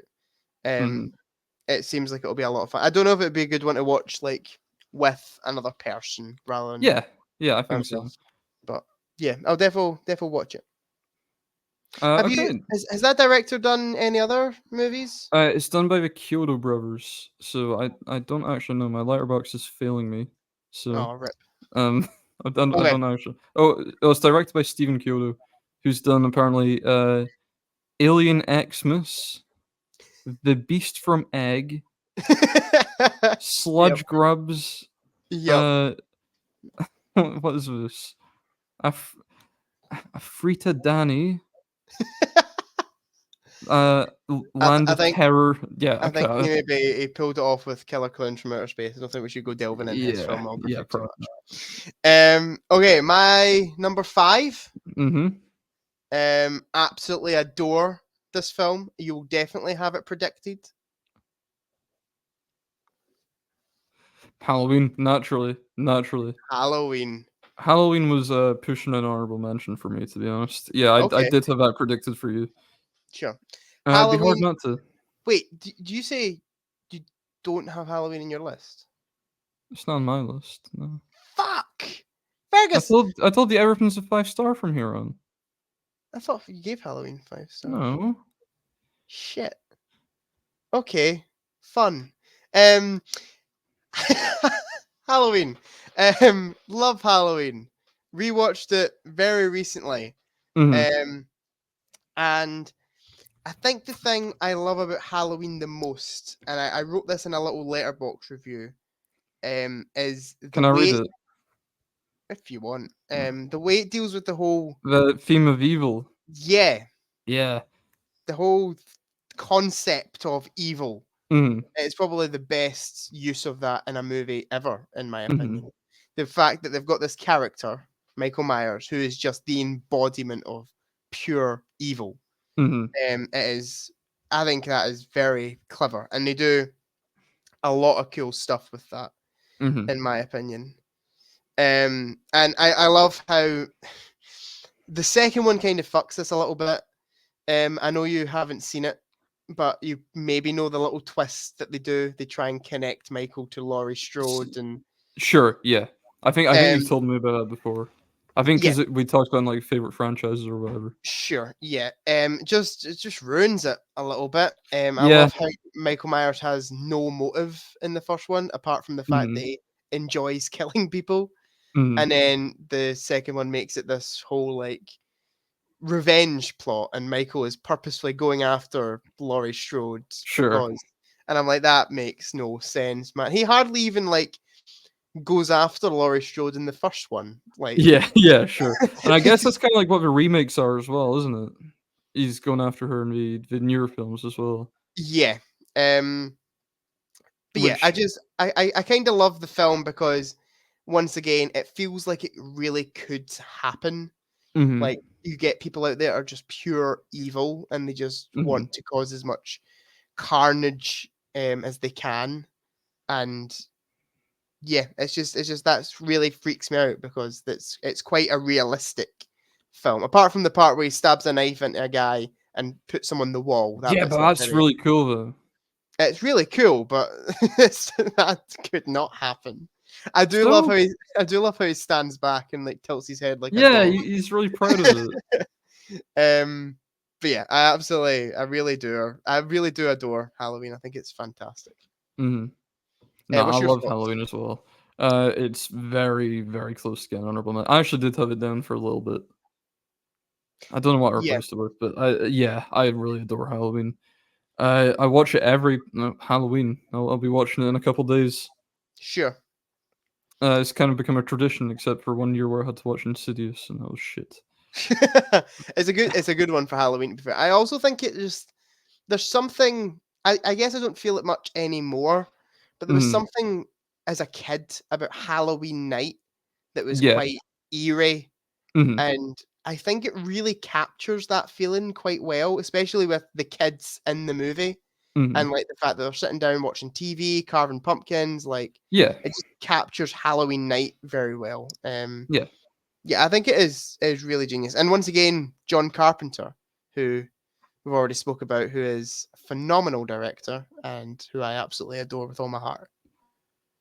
It's not even in my top 3 films from him either, which is mental. That He's is just mental. he's a very good director. To be fair, he's almost tying with Big Trouble in Little China, but I love that slightly more. I will say, and I don't know if this was my kind of thought on it, right? I think The Thing is maybe a better movie than Halloween. I would say in terms of films, I prefer The Thing. However, we're doing top 10 horror films. I would say Halloween is scarier than The Thing. You reckon? Yeah. Yeah, but you put Midsommar at 10. Hereditary at 10. Oh, yeah, that's what I meant, yeah. Hereditary. Yeah, you put Hereditary at 10. True. I just absolutely adore Halloween. That's fair enough, yeah. It was another one I liked as a kid. I watched it fairly early. Maybe it was about 14, 15 for the first time. Say fairly early, that was like, 6 years ago? Yeah, like I watched it and I was like, that was decent. I was like, that was pretty good. I guess I was maybe expecting a lot more from it. And then when I watched through the entire Halloween franchise, I rewatched the first one. I was like, I did not give this film the love it deserved. It is so good. And I love how, again, low budget is, Carpenter's direction, the soundtrack, the theme. He does the score himself, of course. It is brilliant. The theme is maybe one of the most iconic themes in movie history. It is so good. I adore Halloween, everything about it, and the full franchise I really love. I really love the mask as well, Michael Myers mask. It always freaked me out as a kid. Still kind of does a bit. I think it works really well for him as a character because just black, empty eyes and it's emotionless face. Yeah, I think it really suits him very well. Do you know the whole history with the mask? Yeah, is it not William Shatner's face? It was a Captain Kirk mask, yeah. Yeah. And they repainted it white and kind of roughed it up a bit, and that was the Michael Myers mask, which is just hilarious to think about. There's a really good documentary on Netflix called "The Movies That Made Us," and I've heard of that. Yeah, an episode of Halloween, and it's really fascinating. Okay. There's a whole segment in that film where they talk about the opening shot, that kind of really long take where they get the bit where the mask goes on the camera. I love that. That was never like actually meant to happen. That was just to cover a cut. They done that. Oh, so really? Yeah, it's just I always find it interesting how it's almost like out of pure easiness they've done these things, and it's became one of the most iconic shots like in cinema history. I love the opening, but I always kind of laugh at the dad just kind of standing around and the mom's like shrieking and crying and he's just kind of like standing there like, oh, what's going on here? Also there's like a bit where there's like because it opens, it's the sister and the boyfriend and they go up the stairs to do things. And then like Michael comes in the house and the guy just goes down. Yeah, he's just leaving. 30 seconds later, I'm like, oh, that was very quick. Like, and I did catch that thing where they get dad standing around the last time I watched it. It kind of pans out. Yeah, and he's just kind of like standing there. Yeah, standing with like his hands in his pockets, not really sure what to do. But yeah, I absolutely love Halloween. I am surprised it's not on your list. Me too. I thought it would be, but I didn't realize how many horror films I loved. Sure. Okay, is your number 4's next? Is that correct? Yeah, I was gonna say I don't remember putting this on my list, but I realized I was looking at yours. Number 4 is Alien. Yeah, I've got Alien Alien, for of you. course. Yeah, you'd be foolish not to. Was very close to making my list. It was my number 10 for a little while, and then I put Mhm. Hereditary in. They were kind Yeah, of flip-flopping around the place. I would go Alien myself, That's as you can fair. probably tell, but yeah, this maybe this I might watch this before Killer Clowns from Outer Space. This might have been the first horror Okay, film I watched. sure. 'Cause I don't know if you ever went on this, Disney World, they had, like, the Great Movie Ride, and there's a bit The where you Great went for Movie Alien. Ride was so Oh, good. I think they got rid of it. Yeah, it's now like Mickey and Minnie's Runaway Train or something. Yeah, some shit like that. Yeah. Very sad. That ride was brilliant. I loved it There's as a kid. there's a bit where yeah, you're right. Like there's an alien that comes out the ceiling or Yeah, something at you. yeah. So sick. I It's so cool. That was the only thing that stopped me from going on that sometimes was I was scared of the alien bit. Yeah, and I really loved that. Let's talk about that ride. We That should. ride was so cool because like it was a little. It started off as like a tour, right? Like they Yeah, would be like, "Oh, we're going to take you on a little tour," and then it like took you through like different films. But it was really cool because it was like a tour guide on the like bus thing with you, yeah, yeah. and they would like commentate over it. It was so sick. It was Yeah, and they such a had cool other idea for a actors, ride. like, they'd come in and kill the tour guide, and I think it would be different, 1 week it'd be like or not 1 week, but one ride it would be like a Western, the cowboy would come in, or you could get, Yeah, like, the gangster or whatever. Oh, that's yeah, pretty yeah. sweet. It's Um, such a cool idea for a ride. Anyway, Back to Alien. Alien. That was a tangent I have. Alien's brilliant. Yeah. It's quite I rewatched it quite recently for seeing Romulus. And Yes. it's it's quite a slow build up into, like, all the action happening, which Yep. I hadn't really realized, but I do like that because you get to know the environment and the characters very well. Uh, and then once the chest burster scene happens, all hell kinda breaks loose. Yeah. And I really fucking love Alien. I was terrified of it as a kid. Um, it's still quite scary, I think. I think the xenomorph is really quite frightening, and Yeah. I think other people have probably said this as well, but I don't really like the idea of there being so many of them, and that's Sure. what Aliens does, and Aliens is not really that scary as a result, it's more of an action film, Yeah. and seeing an alien getting taken down by, like, a gun blast, like, I don't know. I'm Yeah. not into that. I I do kind of get that. I kind of felt that way when I watched Aliens for the first time. I was like, we spent so long building up the alien in the first one, and now they're Mhm. getting killed like it's out, like going out of fashion. Like Yeah, yeah, it's like exactly, yeah. it's so weird. I was also early-ish to Alien, and as like the fact Dad put it on one day, and we watched like an hour, and I Mhm. was like, "Nah, we've got to turn this off, Dad. I can't. This is terrifying." And I was like, I must have been about 10 or 11, so I was like freaked out. Mhm, And then I watched it for the first time. I actually reviewed it on the channel. I think about I don't know, like 3 years ago or something now. mhm. Um, and yeah, it's such a great movie. Again, another one for building tension. It is Mhm. excellent. I love the, I guess, spoilers for Alien, though. I feel like everyone's seen Alien at this point. Yeah, But I love the reveal with Ash being an android as well, yeah, yeah. and it It's cool. explains a lot because he's programmed to, take the alien back at whatever cost. Yeah, So I really like that reveal as well. And it's yeah, weird as well because it felt like he was the only one making logical decisions, but then it yeah. turns out that they were all evil decisions, so I don't know. Yeah. It's that, and obviously you've got that iconic chestburster scene, Mhm, which is mhm. just again one of the most iconic moments in cinema history. I think it is so good, and John Hart's really good in that scene. He's Yeah, brilliant in it. and he's also very good in Spaceballs as well. Yeah, it's not again. Yeah. Hello, S baby. That's a Hello. brilliant scene. I was really frightened of the idea as a kid that, like, an alien would lay an egg in your mouth and you would push it down with food and water. I was frightened Yeah, to, like, drink stuff for a bit because I thought I'd be pushing down an alien egg. I thought it could, it's like, happen overnight. it's creepy. It's Mhm, very creepy. I think similar to The Thing in a way. mhm, Like, the whole thing that this, like, kinda, like, parasite almost, like, living inside you mhm. is quite a creepy concept for a movie, Yeah, and yeah, it's pulled off well by Ridley Scott. mhm. Yeah. Agreed. I love all the characters as well, even though they're not like they don't all get a lot of screen time outside of Ripley, but I think they're all quite distinct. I Yeah, really love Harry Dean Stanton in the film. He's very sure. underrated. And also Jonesy the cat, great character. Love Jonesy. Yes, the cat. Yeah. Again, spoilers, but I'm glad he survives to the end. Yeah. How many have you seen of the Alien franchise? I've seen Alien, Aliens, and Romulus. Okay. I need to watch Alien 3.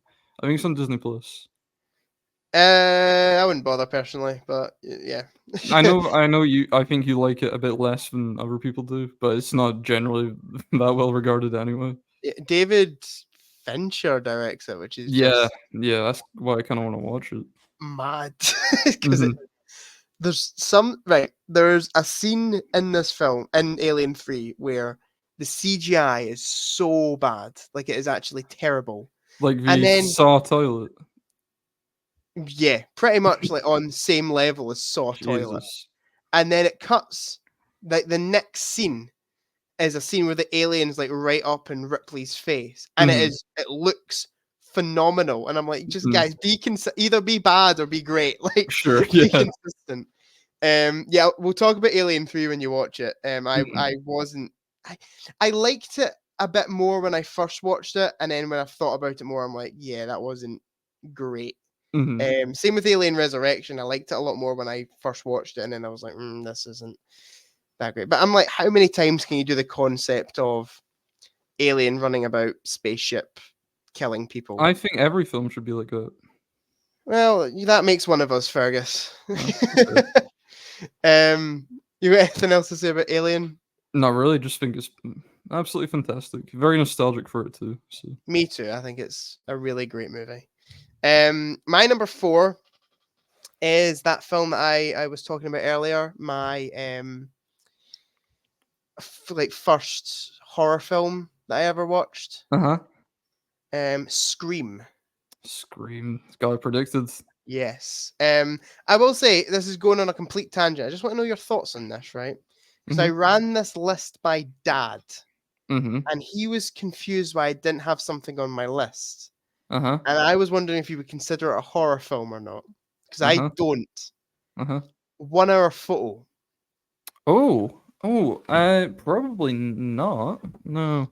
I can didn't kind of even see think where of it. Dad's coming from, but yeah, I didn't put it on my list. There's some very unsettling stuff in it. I don't know if I'd go all the way with horror, but because I was talking to him about this, I was like, Scream. It was like one of the first horror films I ever watched, and he was like, "Oh, you watched 1 Hour Photo before Scream?" And I was like, 1 Hour Photo is not a horror movie. I would say it's very psychological thriller, but yeah, definitely not horror. And he was like, that film creeped me out when I watched it. I can see that. To be fair, the bit where like his eyes are bleeding or whatever is really horrible. Yeah. But that's also a dream sequence. So. Yeah. Anyway, Scream. Watched it for the first time. I must have been maybe about 11 or 12. Was kind of my introduction to kind of the horror genre and definitely slashers. I was obsessed with Scream for a while. I still think it is a fantastic film. But there was a time where it would be on constant like loop on my TV. I would just absolutely adored Scream. Love the dialogue in it. I think it is very on the nose, very quite cheeky dialogue. Yeah. Almost takes the piss out of horror films, and definitely takes the piss out of horror films in some scenes. Like with the whole bit where Sydney's on the phone and she's like, "Oh, I don't like horror films. You've got the big-breasted girl that can't act, that runs up the stairs," and then she does that same thing. Like, exactly. Yeah. 5 minutes later. But a lot of people kind of go into Scream thinking it is kind of a self-parody movie, and it kind of is. But it is a good horror film in its own sense. Yeah. There's a lot of good, effective, scary scenes in Scream. I just kind of love the whole 90s aesthetic as well over it. It's really good. All the performances I think are fantastic. And obviously, on you go. I was just going to say, because we're speaking about the 90s, and it's who's in it? At the start, who's the girl? Drew Barrymore. Drew Barrymore, yeah. And everyone thought that she was going to be the main character. Yeah. And then she gets killed off immediately. I guess kind of like Psycho, like we're talking about Psycho. Yeah, for sure, because she's like front of the poster and everything. She yeah, is. yeah. It really looks like she's going to be the main character, and then she's dead within like 10 minutes. But yeah, I also love the whole kind of draw factor to the Scream films now of the murder mystery kind of guess aspect to it. You have to try and guess the killers. Yeah. Which I really love. And I think the twist in Scream is brilliant. If you don't know the twist, if you somehow went your full life without working out the twist of Scream, you will be genuinely surprised when you watch it. Yeah. It is very good misdirection of making you think it is one person when it's actually another person. It's spoiler alert, Jack. What the fuck?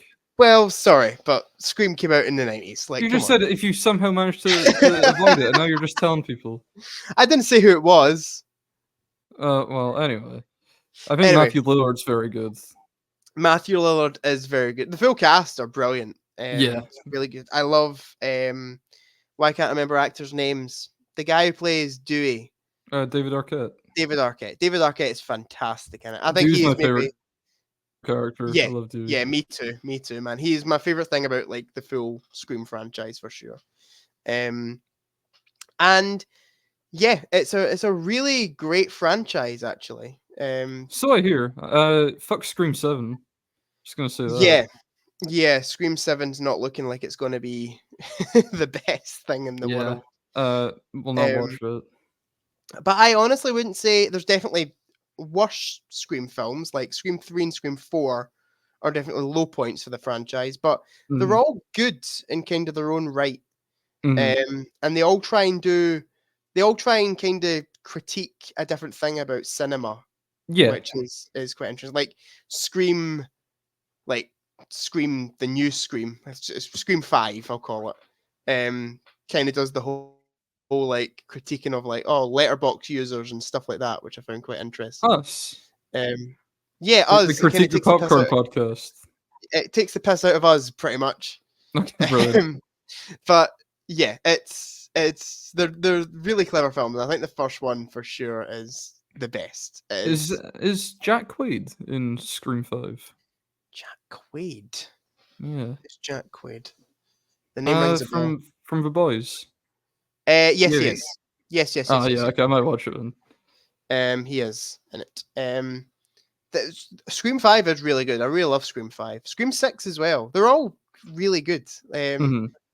Scream 2 is a really good sequel as well. It is a really good franchise. I just think Scream 3 in particular is a low point. Sure. But it's still interesting. Like it's still worth a watch. I think it's just not too special.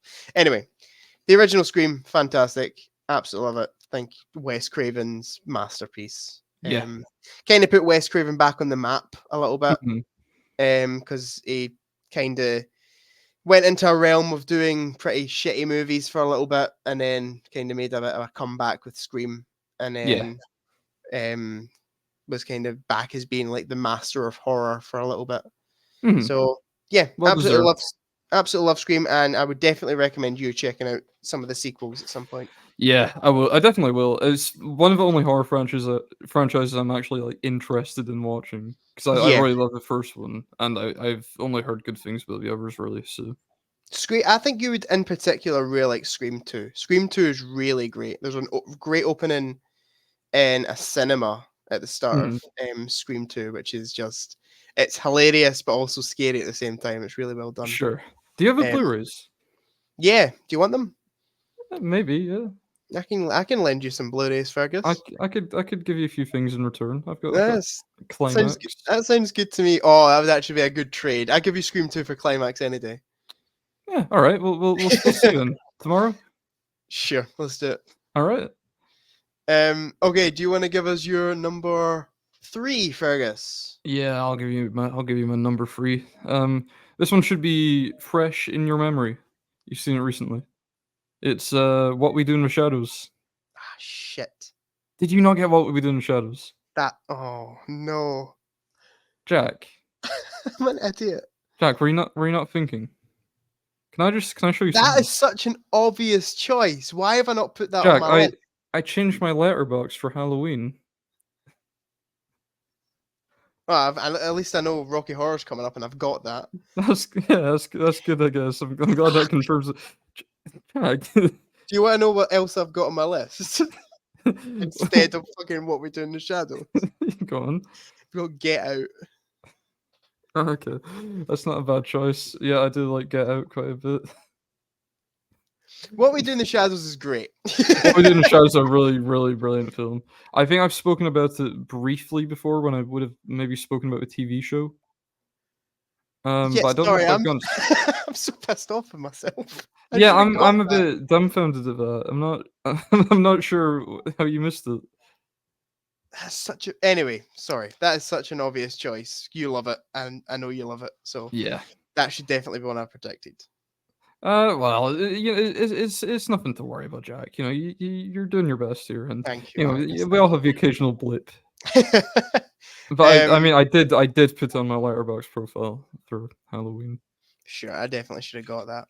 Yeah. Anyway, what do you like about What We Do in the Shadows, Fergus? Well, it's a fucking hell, Jesus. It's it's a very good mockumentary. I know you're a fan of his style with The Office and such, and I also am. And I think it's really fun to make it about vampires. Yeah, in particular. It's a really interestingly made movie. Mm-hmm. It is very clever. Yeah, it's just really like from the moment the movie opens, and Taika Waititi's character, I can't remember his name. I can tell you if you want. It's Viago. Viago kind of rises out the coffin. Yeah, looks at the camera and he's like yeah, I'm gonna love this. This is gonna be right, like my sense of humor. It's like dumb, but in a very, very clever way. That moment is almost like Ricky Gervais in The Office, like kind of looking to the camera for attention, or Michael Scott as well. I wrote in my Letterboxd review for What We Do in the Shadows of I cannot pinpoint the style of comedy to anything else. Like there's nothing that's really similar to, and I was like, the closest thing I can get to is The Office. But even then, that's a massive stretch. Yeah. It's kind of its own sense of humor, which I've never really seen before. And yeah, it's just it's so clever. Yeah, agreed. It's also got Jermaine Clement in it, who I'm a big fan of. He was recently in a fantastic little film called Harold and the Purple Crayon, for example. And he was the one redeeming factor of that whole film. He carried it on his back. Yep. He was also the crab in Moana, which was is he? wonderful. Yeah. I think that's wonderful. I'm looking at his Letterboxd right now. He was in Rio. Okay, well, I mean, they all make mistakes. Who did he play in Rio? Let's have a look. He played Nigel in Rio. Oh, the bad guy. Nigel, of course. That's also the redeeming factor of Rio, surprisingly. Brilliant. Back to What We Do in the Shadows. Yep. It's just really fun. It's what 86 minutes, and it's kind of just dicking around. You can tell it's low budget, but it's not that's not a bad thing at all. Yeah. There's just a lot of vision behind it. These characters are really entertaining to follow around, and a lot of it is improvised as well. I think I definitely get that impression, especially when they're out and about. Yeah, it's one of those films where I was watching it and I was like, "This is a film I wish I'd came up with first." Like, it's such a clever idea, and also in a way such an obvious idea to do at some point, and very easy to make. And I'm like, I wish I'd came up with this. Like, this is so clever. You got a favorite character? I think it might be Peter for you. Love Peter. Peter was cracking me up, man. Yeah, he's brilliant. I love the Nosferatu design. Yeah, it's clever. I love Peter.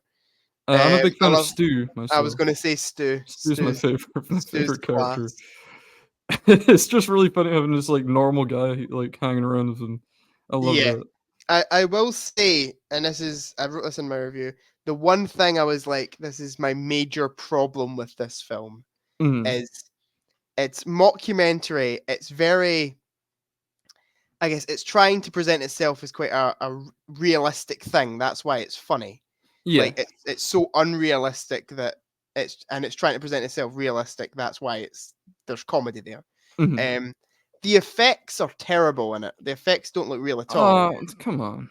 And I was like, see if the effects looked class, that would be even funnier because they'd be like hyper realistic effects. Yeah, but I mean, it's on quite a low budget, Jack. It's I get it's that. not a high budget. I totally get that, but that was my main thing. I was like, it almost felt at some points where I'm like, oh, I'm watching a documentary here, and then it'd be like a really cheap effect, and I'd be like, oh. Yeah, to be fair, I don't think the werewolves look that great. Yeah. Stuff like that is what I'm talking about. Yeah, I mean, that's fair enough, but again, I just attribute that to budget, issues. Yeah, for sure. I mean, the highest praise I could probably give it is I watched it on my own, and I still laughed out loud multiple times. And you know that it's a good comedy film if it makes you do that. I've seen it multiple times and it still cracks me up. So it's brilliant. Big fan, and the TV show is also very good. I don't know if you've watched any of it yet. Not watched any of it yet, but I will be checking it out once I'm finished number 9. I think that'll be what I go on to. Would recommend. I think you've kind of maybe think of a criticism of the show. It feels like no one really hams it up for the camera all that much. Oh, okay. Sure. I think that's a shame. Yeah, but you would definitely recommend the show. Yeah, it's very funny. Matt Berry's same characters or different characters? No, it's different characters, but the characters from the film do show up a couple times in it. Okay, cool. So, and yeah, it was produced by Taika Waititi and Jemaine Clement. So yeah, I guess we could also talk about how it's Taika Waititi's early film, and it's actually good. Unlike he's later. He makes a lot of good films. I feel like he's in a rut currently. I don't think it's fair. I don't know what's up with him, because like that was the fourth Waititi film I've seen. I've seen that. I've seen Jojo Rabbit, which I adore. I've seen Ragnarok, which I adore. And Love and Thunder also exists. Does it? Maybe it shouldn't. Maybe it shouldn't. And he done Next Goal Wins, which I've seen and I didn't think was particularly good. I think especially coming from him, it could have been probably a lot better. It felt very phoned in and generic. That's what I was going to say about Love and Thunder. It felt like, oh, Ragnarok was funny. I'll just do that again. And let's do the goats. Like 100 times, and let's put screaming goats in it. Yeah. Brilliant. Always funny. Always a laugh. Yeah. Anyway, What We Do in the Shadows is great. Yeah. Also, you should watch Hunt for the Wilderpeople. Yeah, I've heard that one's good. That's very good. I would probably say my favorite Waititi film's Jojo Rabbit, but that's fair enough. What We Do in the Shadows is really good. What We Do in the Shadows is just so different, I think, that it makes me want to say it's my favorite, but I don't know. Anyway, do you want me to do my number 3, Fergus? Yeah, go for it. This was the one that I was worried about putting on the list because I was like, is this horror? It's Misery. Yes, got that predicted. Yeah, it's definitely out of my top 10 the least obvious horror, I would say. Okay. No, I get it. It's defo thriller in a lot of places. But there is, I think, again, due to Kathy Bates, a defo horror factor to it. Yeah, I'd say she's playing a monster, so that kind of... For sure. Yeah. There was a time where Misery was one of my favorite films ever. It still is, but there was a time where it was like top 5 material. I was the same. Absolutely adored Misery. I thought the story that it told is fantastic. Again, another one for building tension. There's the whole scene where James Caan gets out his room, and then she's coming back with the paper. Yeah, dude, that really stresses me out. It's so well done. And yeah, I just there's not a lot I can say about Misery that probably hasn't already been said. It is just perfect, really. It is such a perfect film. And you've got the iconic hobbling scene, which is horrific. Really, really horrible to watch. Yep. There's a lot of scenes in the film that are really difficult to watch, but they're very good. And I love, what's the detective's name in it? The police Buster. He's the best. I love that guy. Justice for Buster. He's brilliant. Yeah, Justice for Buster. I love his wife too. I love them both. They're fantastic in it. It felt a bit like I don't know. It kind of reminded me of Fargo when I watched it this time. Yeah, I like that. for sure. I also I think the concept of like a writer being kidnapped and forced to like rewrite a book is it's a really interesting concept for a movie. Someone should like remake it for like the modern era and make it like Mr. Beast gets kidnapped and forced to like do YouTube videos in the house. I think that'd be pretty sick. There was. Did you ever hear about the Misery remake rumors? No. There was. I'm sure I was in like in first or second year, and there was rumors of a Harry Styles Misery remake going about. Hopefully, they've been shattered. Harry Styles and Misery. I'm sure it was Harry Styles playing like a big pop star and gets kidnapped by his number one fan. It wasn't like a Misery remake. It was like a film like Misery, if that makes sense. Sure. Like a rip-off almost.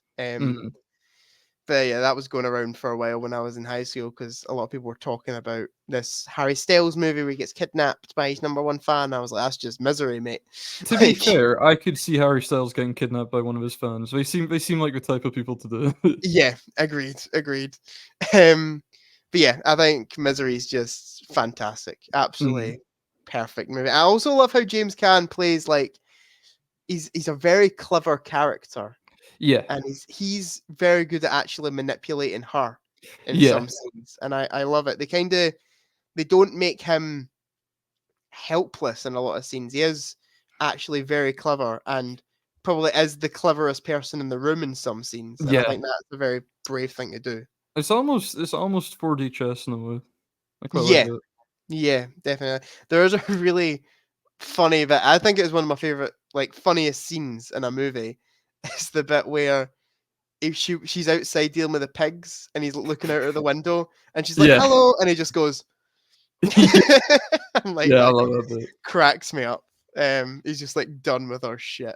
I also love that at the end he just fucking gives it his all to get out of there. Like, I guess spoilers for Misery, but it's a really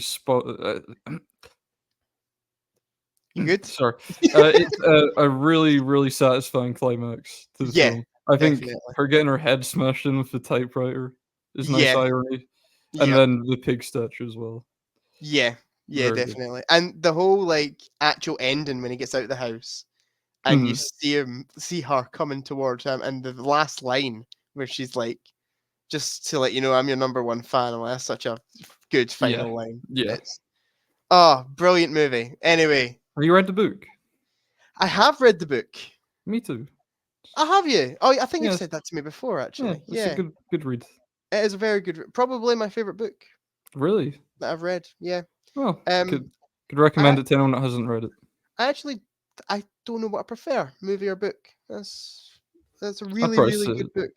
Probably a movie, to be honest, but like, because the whole time I was reading the book, I was just thinking of Kathy Bates. Yeah, that is what happens when you watch a movie first. Yeah. It happens with like Harry Potter as well. Yeah, that's what it was a weird one when I watched when I read Casino Royale. I was curious going into it because I was like, I wonder what Bond I'm going to picture, because obviously my favorite Bond is Pierce Brosnan, so I was I was expecting to go in and really picture him, or I was like, maybe I'll picture Daniel Craig because Casino Royale, Daniel Craig. Yeah. Full time, Sean Connery was the only one I could picture whilst reading that book. That makes sense. That's just it was it makes sense when I think about it, but I was going into it, I was like, obviously I'm going to picture my favorite Bond when I'm reading this. But it was just I couldn't get Sean Connery out of my head. It's just I can get why he was picked to play Bond, because it's just written perfectly for him. And I suppose like the time period as well, you would associate with Sean Connery. Yeah, for sure. Anyway, Misery, fantastic film. Do you want to give us your number 2, which I know for a fact I've got? You want to guess it? Is it a musical by any chance? It's a musical. Does it have the time warp in it by any chance? It does have a time warp, yes. Is Tim Curry in it? Tim Curry is in it. Is it Home Alone 2, Lost in New York? Nah, Annie. Oh, Annie. Nah, Sure. Rocky Horror Picture Show, of course. Rocky Horror Iconic. Picture Show. I just got the DVD earlier today. Nice, man. Good. It's a really. We've spoken about this a few times on the channel. Yeah. I don't think there's really much I want to say about it, to be honest. But every single time it's brought up, I'm like, I gotta rewatch that because in my head it's good. But then I look on, like, in my head it's like a brilliant movie, and then I look on Letterboxd and I've got it at 3.5. And I'm like, why is it at 3.5? And I'm scared to up it, so I got to just rewatch it. And then I think you should. I think you should.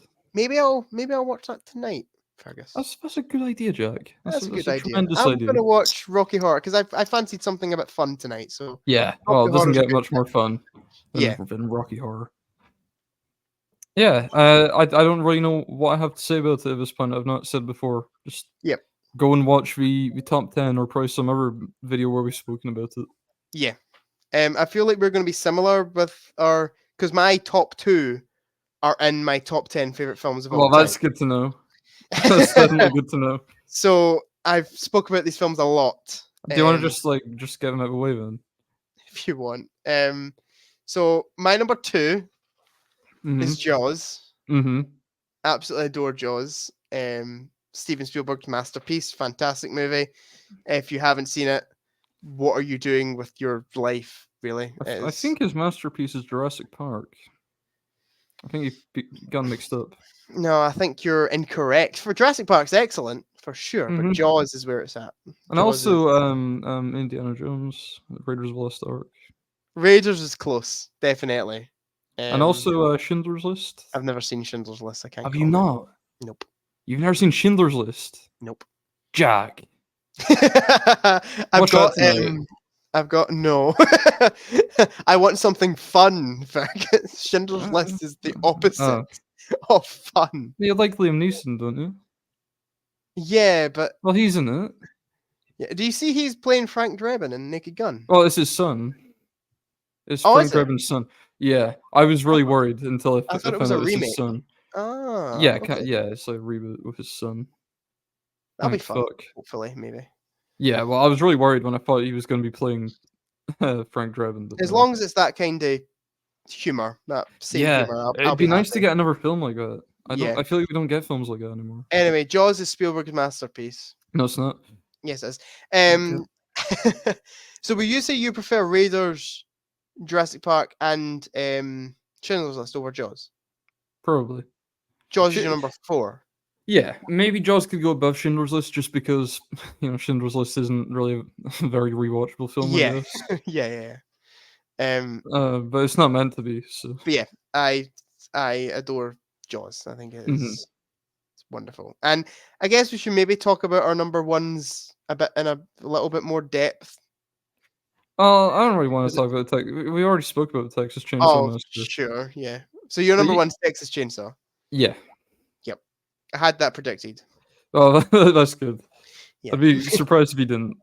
Do you want to know what my number 1 is? It's a difficult One More Man? Nope. Is it Stephen King? Yeah. The hotel one. No, it's Gerald's Game. Gerald's Game. Gerald's Fuck Game. That movie. No, okay, right. The Shining. The Shining. Yes.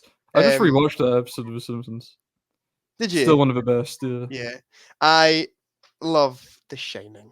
I think The Shining is perfect cinema. It is one of those films, and it is in. I said this to Ryan and Courtney, my friend Ryan and Courtney, when we watched it. It was their first time. They enjoy it? 50th. They really enjoyed it. Ryan was knackered because he was like on the night shift the night before, so dozed off a couple of times. Which I don't really blame him. Like, it's not like high octane action movie that will keep you awake.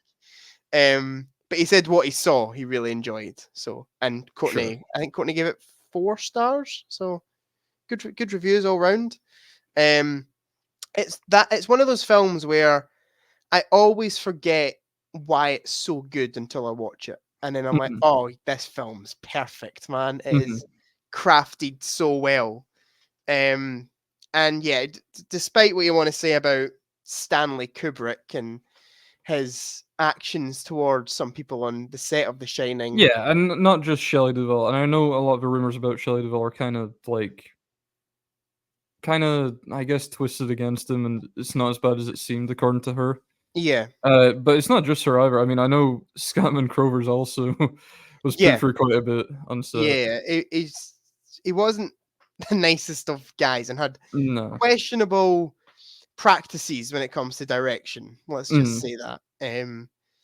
I mean, there's the whole thing of like an unhappy crew and you've got a bad film on your hands. And he...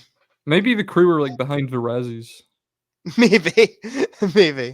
But yeah, he didn't treat a lot of people with a lot of respect. And yeah, he was a bit of a bad guy. However, the man could direct.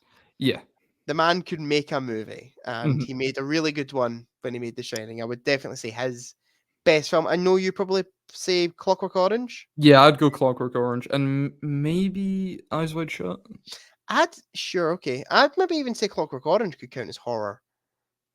Yeah, I mean, I did go as Alex for Halloween one year, which I slightly regret. But, you know. What was the costume? Did you have like the cock and stuff, like the strap on? No, I didn't have a strap on. No, just like the hat and like braces and that. Did you have a cane?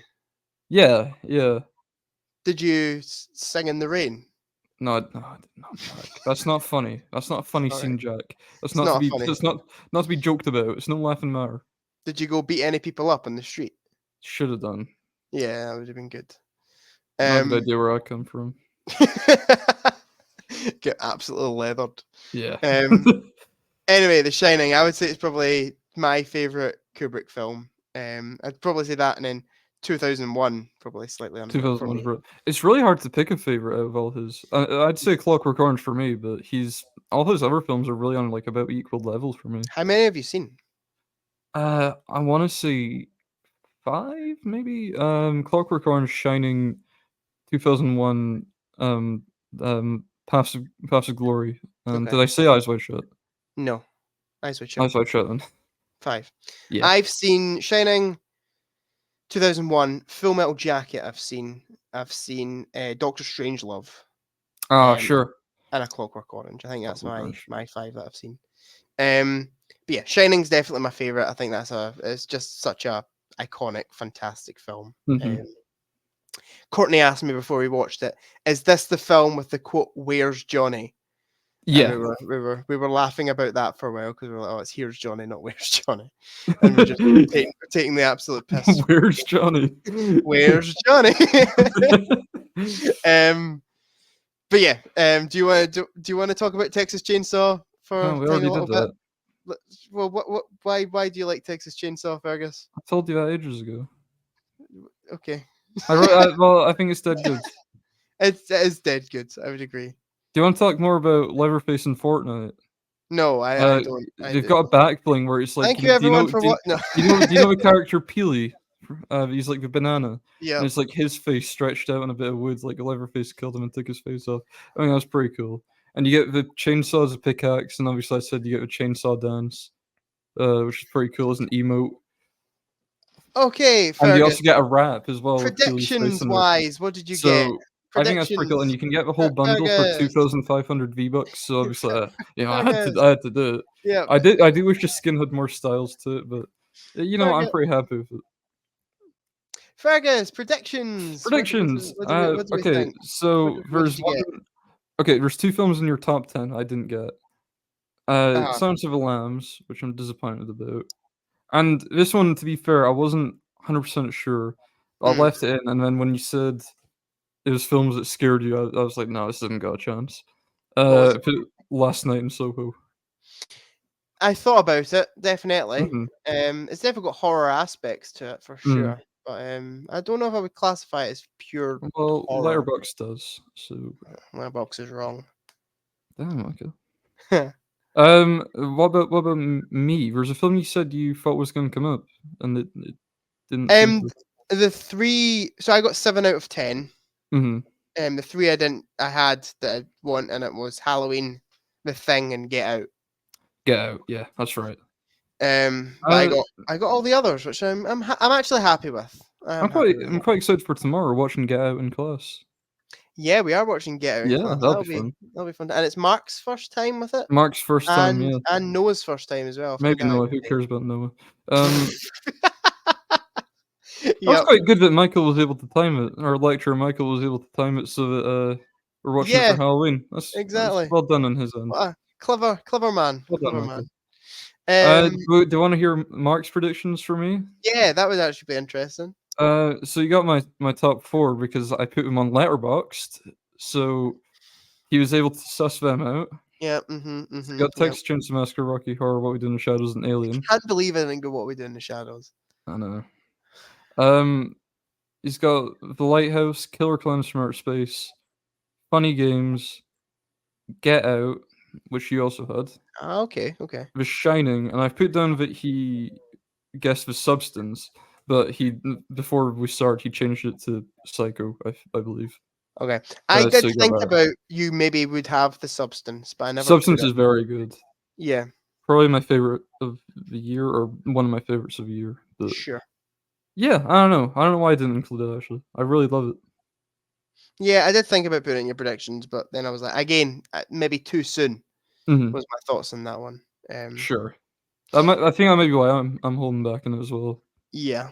Anyway, thank you everyone for watching the Halloween special of the Popcorn Podcast.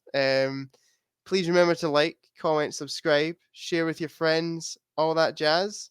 And we'll see you guys in November. And we're going to do a catch-up episode. Yeah, we're going to do a long catch-up episode, which I know some people will be excited for because they like listening to us waffle. Yeah. Yay. Said no one ever, but okay. A few people ever have said that, actually, Jack. So. Oh, have they? Yeah, okay. A few people ever. Okay, thank you guys for watching, and we'll see you guys in the next one. Happy Halloween! Happy Halloween! Goodbye! Bye! Woo!